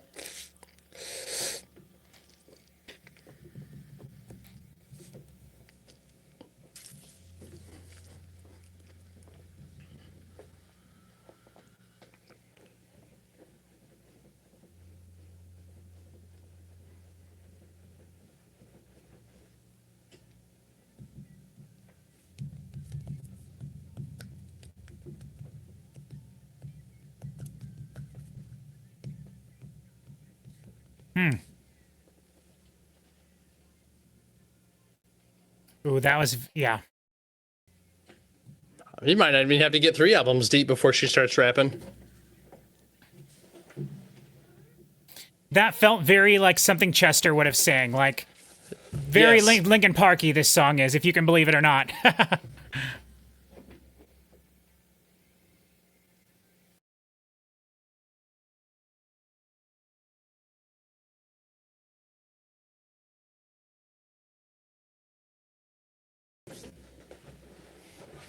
This is very Linkin Park song, big time.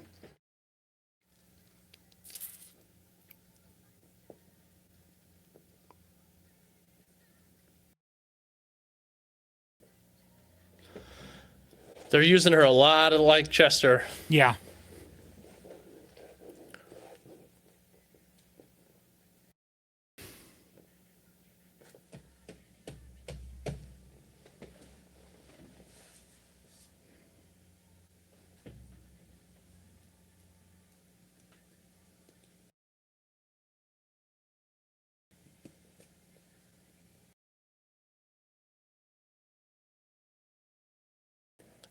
Yeah.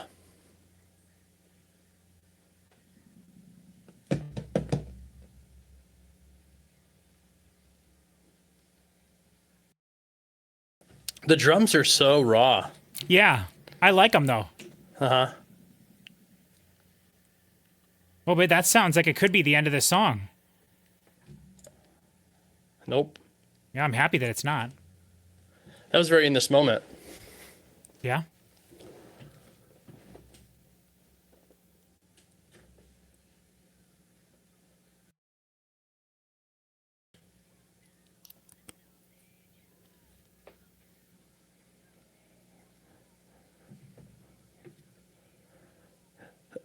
It's crazy how 90s putting a phaser on vocals sounds. Like it just is immediate.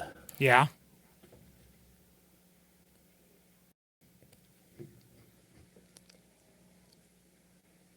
I mean, this riff is very stabbing westward.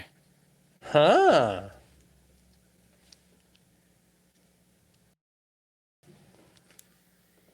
Okay, so that song did not do the chorus. Well, I don't think they did it a third time. But the last bit of the song there was. Okay, we're going into the last track. Good Things Go. That was cool. Yeah. Has every song connected to every other song? I think so for the most part. Cool. Oh. Oh boy, whose sound is that?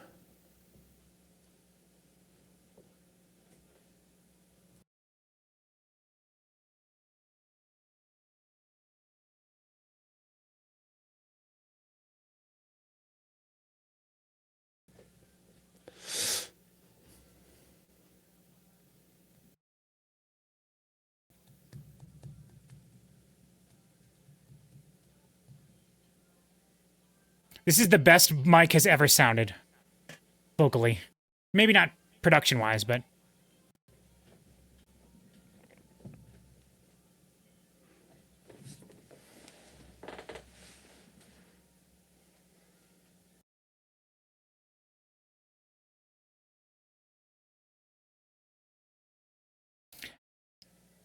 interesting. Nice, man. She's good.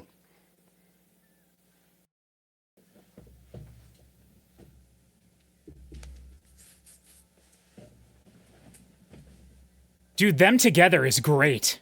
Mm-hmm. She kind of sounds like Chibi from the Birthday Massacre at times. Yes, I agree.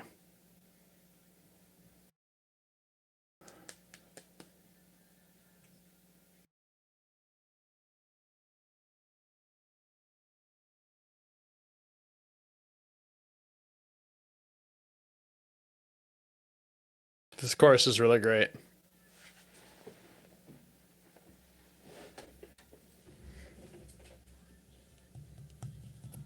I love that. Only I can do, or I can do this. Only I can do this on my. Only you can. Whatever. Like they connect. Yeah, one, that word blend is really cool. Very. I'm glad you. Yes.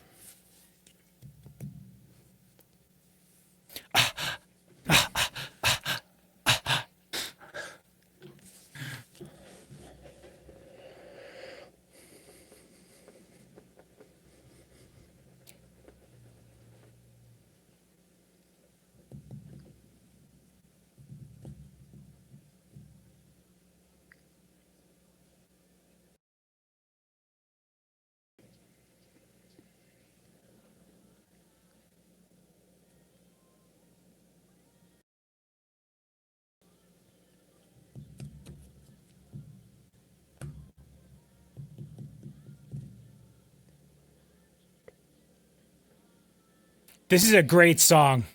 Yes. This might be one of Linkin Park's best songs. What a cool way to combine everything Linkin Park is. Huh.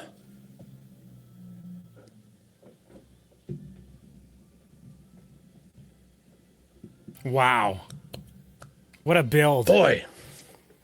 Every time you think she couldn't do it anymore, up Yep. again. Oh, Good. dang it. That I could have had that go one more chorus round. That's the end of the album? Oh, You know what that does? That leads right into the first track. you are right. You son of a gun. Linkin Park, you, Linkin Park, you. Roy Okay. Stop is the only other band I've ever heard do that, where the end of the last song leads right into the beginning of the first song. Oh, one of my favorite albums of all time does that, but we've never talked about that band, so we'll save that for the future. Which one? Action. Oh, yeah. We've talked about them. Maybe we have a little bit, but we've never listened to their music because I think I couldn't bear it if we listened to it and you said something bad about it. Greatest I know how you feel. incorporation of synths into a band of all time. Those two Wow. albums.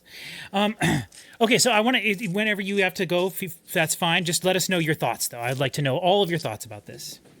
I think this, I don't know, it's so interesting because several different times I thought, is this what Linkin Park sounds like? Is this what, anything more recent of Linkin Park sounds like? And it sounds good. She's really great. She's a fantastic Chester analog. It must be really difficult to be a band of a certain size and legacy that when you go looking for a new singer, it's like, do we look for someone that we have really good chemistry with, or do we look for someone who sounds just like our old lead singer because we are technically a band? And then it's like, if the chemistry of the band was part of what made the band as good as it was, which of these two elements is more important? Right. And there's plenty of people in the world, so maybe you would be able to find someone who is both of those things, but no matter what, it's going to be different. And they definitely covered the base of finding someone who sounds enough like him to put her in a lot of the spaces where they would put him and have it work just fine. But they're also doing some interesting new stuff with her that I think they wouldn't have been able to do with Chester. And I don't think there was anything on this album that I would say was not good. I would agree with that. And I actually think, if I was being honest, I think that this album is better than some of their other albums. I don't want to get too deep into that right now, but maybe. Now, do you think, is there any chance that this could make it into your top 12?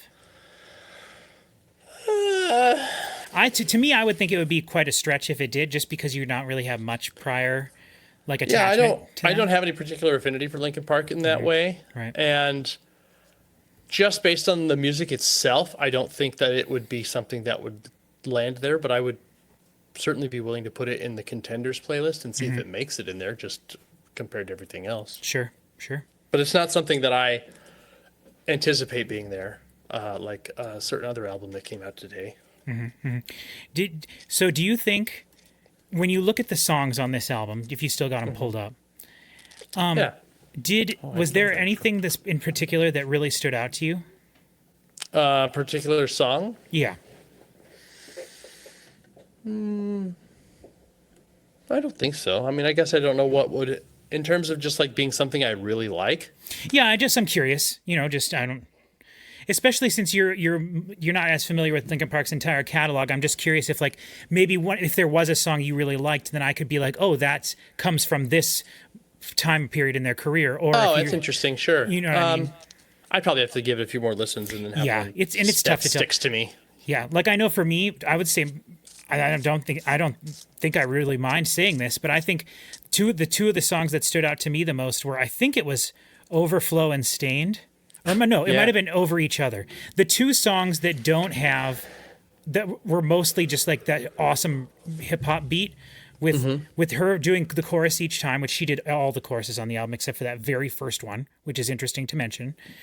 He did the first verse on the Emptiness Machine, the first chorus, and then she came in with the second verse and then did basically every other chorus on the album. Mike did not do any other choruses, where it was him.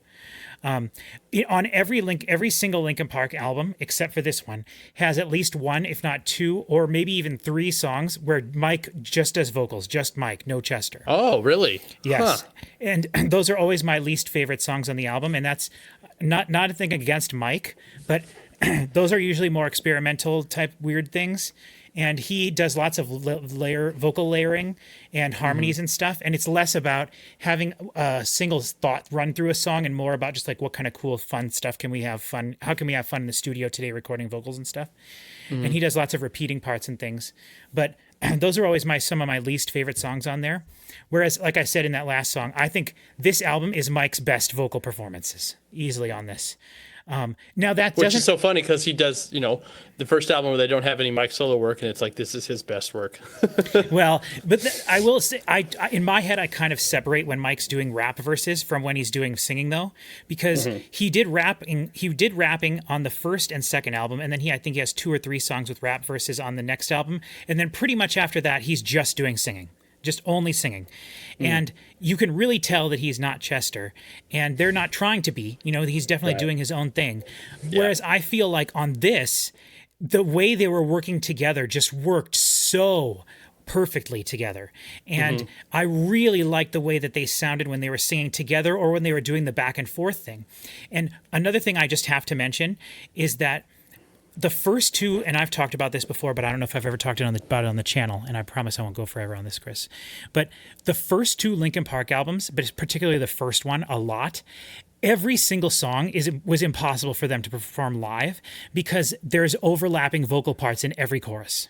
Like every single one, right? One Step Closer is give me one step closer because I'm on the edge and I'm about to break. I need a little room to breathe, right? And he holds out breathe sure. because I'm one step closer to the edge and I'm about to break, right? So they found clever ways to get through that. But almost every other song on that album, Chester does a vocal part where he holds out the last word of a phrase, and then the next sentence starts with Chester singing again Oh, sure. while that other part is hanging over it. So they're none of their albums after that do they do that really anymore at all, because they learned that was a very difficult thing to do live. And in fact, I hear a kitty. In fact, they on their remix album that they did in between the first and second album, what they did was they ended up taking out every other phrase in the chorus. So it's just the first part and then the third part, rather than, and they got rid of the second and fourth parts of the vocals in the choruses. And then they might have like a rapper or someone come in and do something. But you could even tell that, like, which came out, I believe, the following year in 2001 or 2002, after their first album came out, Hybrid Theory. You could tell that they learned from that. And this whole album to me was like, we can be a band and perform in any size venue with any, like, just give us a guitar, bass, drums, vocals. We can do this whole album. You know, really. And it just, that to me was like, they intentionally simplified everything. But I do feel like towards the end of the album, they got a little bit more complex with the sounds that they were using. And it was less guitar, bass, drums, and more synths and more drum loops and stuff. And that was when I was feeling it a lot more. The more layering, the better, in my opinion, because I think Mike does such cool stuff when he's making music. And, excuse me, the first part of the album. The first part of the album felt much more raw to me, you know? Yeah. And I really feel like they were trying to be like, look at us, we're a band, okay? We've had all these people who've talked trash about us for years because they said we were fake. We used too much electronics. We weren't a rock band anymore. We used rap, which meant we weren't a real band. All this bull crap, which is, all of their albums are about that. Every one of their albums is about how people hate them. Like, that's how all of their albums are. It seems like it'd be so impossible to care about what people say about you once you're as big as, like, once you have millions of listens. Like, they're one of the. But think about they're Metallica. the only band on YouTube that has 2 songs that are over 1 billion plays. Like, you just can't. Right.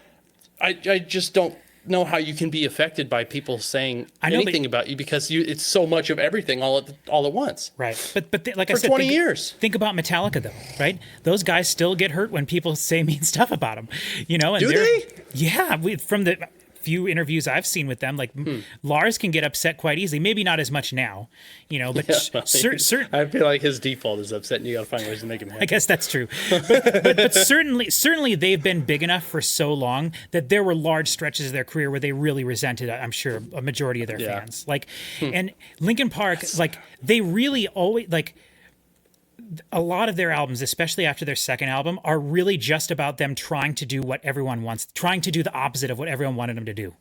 Like, and Rick Rubin even told them that when they were making their third album. He said, if this song feels like it'd be the furthest thing away from having a rap verse on it, so Mike, you're doing a rap verse on this song. And they were like, no, we have Chester's vocals. And he's like, nope, you're doing a rap verse on this song. And then that rap song you guys wrote, Chester's just going to sing on it. There's going to be no rapping on it at all. And they took that mentality to heart, and they drove it home with every album. Like, we're going to do the opposite of what you think this is going to be. And this almost feels to me like a bit of like they were talking about at the beginning, that resetting to zero, right? It's like you said, almost some of the songs felt like, well, that one song you said felt like a demo from before they released their first album. I think that was the intention with this, for sure. A fun thing about that is the band that they were in before they were Linkin Park was called Zero with an X. Yep, it absolutely was. Yep. And you can actually listen to, they have a lot of their demos and songs from that before they became Linkin Park on their two most recent releases, when they released the 20th anniversaries of Meteora and of Hybrid Theory. They have like 5 disc sets that come with all these things I've never heard before, because I haven't gone through and looked at all that stuff. But all right, cool. Well, I'll say I really like this. Are you going to take off? I'm going to bounce. Yeah, I got to get here. You take off and then I'll go. But before you go, do you want me to just do Poppy by myself, or do you? I wasn't going to do it now, but like, would you rather? I would. I think I would rather be a part of that. Okay, I'd rather have you there too. Have you listened to the whole thing? Not all of it yet. Okay, well, try to save some of it if you can. I know you're really excited for it and you want to get your top 12 settled. Trust me. Yeah. I've just spent 4 days in the hospital and all I did was listen to music constantly. Nice. And son of a gun, if I still don't have, I still got, I think like 32 albums. I got to narrow it down to 12 Oh or boy. something. Well, it's going to be 33 here the next, as soon as you get listening to that. I'm really excited for that. I'm actually, if you would have asked me, I would have said I'm way more excited for the Poppy album than the Linkin Park. Way more. Same. So, but I really liked this. I really like this a lot. Okay, I'll let you go, and then I will sort of finish my thoughts on Linkin Park, and we'll talk to you soon. All right, thank you, Chris. Yep. Okay, so if I do this, wow, now you can see my whole set. I wasn't planning on having all that stuff. It doesn't really matter, but I mean, whatever. Okay, so final thoughts here. I think I really enjoyed the album a lot, way more than I thought I was going to. And I think you can tell from our reactions that I was very surprised with how raw everything felt. Chris and I mentioned several times in there that it felt like parts of the songs went down in I think it was mostly volume, but because of the volume, it felt like the whole mix got kind of shrunk down a little bit in moments where I don't feel like it should have done that as much. And it almost felt to me like there was some sort of a compressor on the master bus track or during the mastering process. And there was like a long tail on the compressor. So it stayed loud for a second and like a little bit longer than maybe it normally would. And then it got quieter. And I don't know, maybe that's a bad way of explaining it. And that's probably not what happened at all. But there were several times, especially during the first half of that album, where I really felt the song shrink down a little bit in terms of overall feeling, whether that's volume, whether it's, the volume of the lead vocals in relation from one part to the next part, or whether it was, the song can have parts go away, right? Like during the chorus, there's crunchy guitars and stuff in there, feels like a rock song. Then those go away. And during the verses, for a lot of the songs, it was mostly just drums and bass. And then whoever was doing the verse vocals, right? Sometimes it felt like the vocals went down in volume a little bit between those things. And you don't really need to do that. And I don't feel like it was ever really too bad of a detriment to the songs, but I do feel like a couple times Chris and I pointed it out and it was noticeable and it felt like the song shrunk too much. It was a little too extreme in terms of how quiet everything got and how much the energy was sucked out of it, when I don't think that they were necessarily trying to do that. Because again, you can have parts go away from a song. You're supposed to have the choruses feel bigger, of course, so that the chorus feels like the biggest part of the song. And then even if the choruses get a little bit bigger each time so that the song reaches its own climax, that all makes sense. But you shouldn't really feel like the energy, the intensity, the vibe of the song gets like shrunk down too much in between those big choruses. And I did feel like it did that a couple of times. And that would probably be my one big gripe about the mix. And I shouldn't even call it really a big gripe, but that would be the thing that I think stuck out to me the most as being somewhat disappointing. I think that the Emily Armstrong was fantastic the entire album. I cannot complain about a single thing she did. I think some of the songs felt very much like they could have been an old Linkin Park song that they just recorded for this album. Like they were written back when Chester was still alive and Mike and the guys were in the studio, or Mike just wrote the whole thing, or Chester wrote the whole thing, because I do know Chester wrote a lot of lyrics and stuff like that. In fact, I think he wrote a lot of the lyrics, but he would go in and just sing nonsensical, like, what do they call it? I know that one of the ways that they would write for some of their albums, at least, they would make the music and then Chester would just go in and sort of make up vocals off the top of his head to have a rough idea of an outline of what the vocals were going to do. And then they would go in and replace the vocals if he liked the way that everything worked with the syllables and the different like enunciations and things. They would try to keep the general flow of the vocals. So I do know Chester did a lot of that stuff as well, but some of the songs on the album really felt like they could have been older Linkin Park songs that they just recorded for the first time with this iteration of Linkin Park and with this particular production style. Whereas some of the songs, and I think probably the ones that I would point to as being the ones I liked more, were the ones that felt more like they were newer, like maybe it wouldn't have fit Chester as well. And I think that there were several really great examples of that across the album. Some of the songs felt very throwback Linkin Parky. and some of them felt very new. I guess that's another way of saying what I just said. But I preferred the newer stuff, the way everything felt with Emily Armstrong. I think the songs that were more like geared or tailored towards her and without as much of like an echo of what Chester would have done if he was singing that part, those are the songs that stand out to me more, the ones that I like a lot more. And I do think, I've said it and I'll say it again, I think Mike's best vocal performances are probably on this album in terms of the singing. I always like it when he does like a rap verse. I do think he has a very similar rhythmic style, but a lot of like rappers do that. They have, and I'm not an expert on rap music at all, but actually probably one of the main reasons I started to fall in love with or enjoy rap music at all is because of Linkin Park, probably back in, when their first album came out. But there was a lot of hip hop music on the radio at the time, Nelly and stuff like that, and DMX and whatnot before that and everything, I think. So, but I mean, I grew up in the 90s and I was born in 86. So like I probably became aware of stuff on the radio in like probably 94, 95, 96. And then I really fell in love with music on my own in the late 90s, like 97, 98, 99. And then I, started buying my own stuff, getting into metal music way more, heavier music, stuff like that in the early 2000s. And then I graduated high school in 2005. So right in the crux of like Linkin Park being as big as Linkin Park would ever be, So really interesting. I don't necessarily think that there was some of the songs, I think the songs that felt familiar to me felt familiar in a way that was similar, more close to like what I've done than anything from their first two albums. So I don't think that there was really anything that reminded me of In the End or Crawling, for example. Maybe if I listened to it again, I could hear some Crawling in some of the songs, but I think they probably intentionally tried to stay away from some of that, but there was definitely What I've Done, Somewhere I Belong, stuff like that in, which I guess Somewhere I Belong, I think is on their second album, but I think you know what I'm talking about.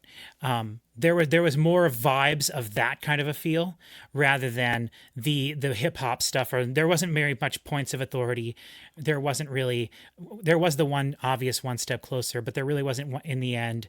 There wasn't, Forgotten. There wasn't really, nothing reminded me of that. And I really like the song with like the flute sample on Meteora. It's like the penultimate track on the album, or maybe 3 tracks before the end, with the dun dun da da da da da da da da. Like I really like that song a lot. And Nobody's Listening. I love that song, and there wasn't really anything that felt like that on here. Which I'm fine with. I'm just kind of comparing all of Linkin Park's catalog to this. But I like the stuff that they pulled from. I like the stuff that felt new and fresh. The whole thing felt different than I expected, because I expected Mike to really produce the snot out of this and make it like as produced as possible, and it didn't feel that way. And I'm sure he did put a lot of effort into it, and I'm sure it was very hard to get it to sound this way. So when we say stuff like it sounds raw, it sounds compressed in an odd way, we don't necessarily mean those things in a negative way, especially the raw thing. Because it's not easy to record a band and have it sound good no matter what style of music it is, no matter what general tone or vibe you're going for. There's a big difference between when the Black Keys record something, or when Dan Auerbach is recording something, and when Mike Shinoda is recording something, right? Huge difference. And I was expecting it to sound more like something stereotypically Mike would do. And instead it didn't feel that way. It felt more like raw, like 90s inspired stuff, which is really cool. I don't mind that. The Grey Days albums that have come out, some of it felt more like that almost, really. So yeah, I think interesting. I really enjoyed that. And I'm very excited to listen to it some more and try to determine whether it'll be in my top 12 of the year or not. So stick around for that. We'll definitely get that recorded. That's probably one of the most important videos we ever do. We do all year long, and Chris Parker and I have been doing it now. I've been doing it since 2010, so I've been doing it it'll be 14 years this year, and Chris has been doing it with me since 2014, so it'll be his 10th year doing this, and we put a lot of effort into those videos, so make sure you stick around for that, and that'll probably be one of the last videos we record before I go into this next stage of my treatment and everything, and the transplant stuff starts. So we'll just have to see what happens there, but we'll just, I'll try to keep everybody updated on stuff, and we'll try to keep posting things when we can and when we have things to post. You know, there's already albums that I'm looking forward to that are coming out in like January and February. So we'll have to just see what happens and how I'm feeling and everything. But one last thing I want to say is that you probably noticed this shirt that I've been wearing. I looked this shirt up on eBay, and I'll try to find if it's still up there, and I'll post a picture of it. But this shirt was selling on eBay for like $95 or something like that. It was ridiculous. But this is just a Linkin Park shirt that I believe I bought at Walmart back in 2000, after the release of their first album. And then this hat I bought when they released their second album. So this hat I bought when this hat I bought in, oh no, this is after. This says 2006. So this would have been, okay, so this is actually quite a bit after their second album. But I've had this hat forever. And it actually still fits me pretty decently, which is nice. But this shirt is from, I believe, 2001 or 2002. Maybe 2000. I think their album came out in 2001, though. Whatever, it doesn't matter. No, it would have been 2000 because the 20th anniversary, or is it 2001? 2021 was the 20th anniversary. Whatever, it doesn't matter. But anyway, just wanted to point these things out. And this picture I got at the Nebraska State Fair when I went there. Let's see if there's a date on this.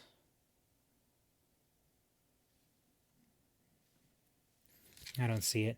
But this was something I won at the Nebraska State Fair when you would go and throw darts at a balloon, and then they'd give you the stuff that was on the wall if you got so much stuff. And I remember I gave them probably enough money for them to just give me this very cheap picture of Linkin Park here. But that's where this came from. And this has to have been from 2000. I mean, this is a picture from their first album, I believe. You let me know if I'm wrong in the comments about that. But I believe this is from their first album. So I just wanted to have that in the background of the video here. I've got other Linkin Park things. I do have a shirt of theirs from when they released Meteora. It's a blue shirt, and it's got like a square, kind of like this, but it's got the, well, it does matter, but it's got like the Linkin Park logo on it. And I don't know. So I was going to just say in this video, we were planning to do another Linkin Park video for months, like we said at the beginning of this.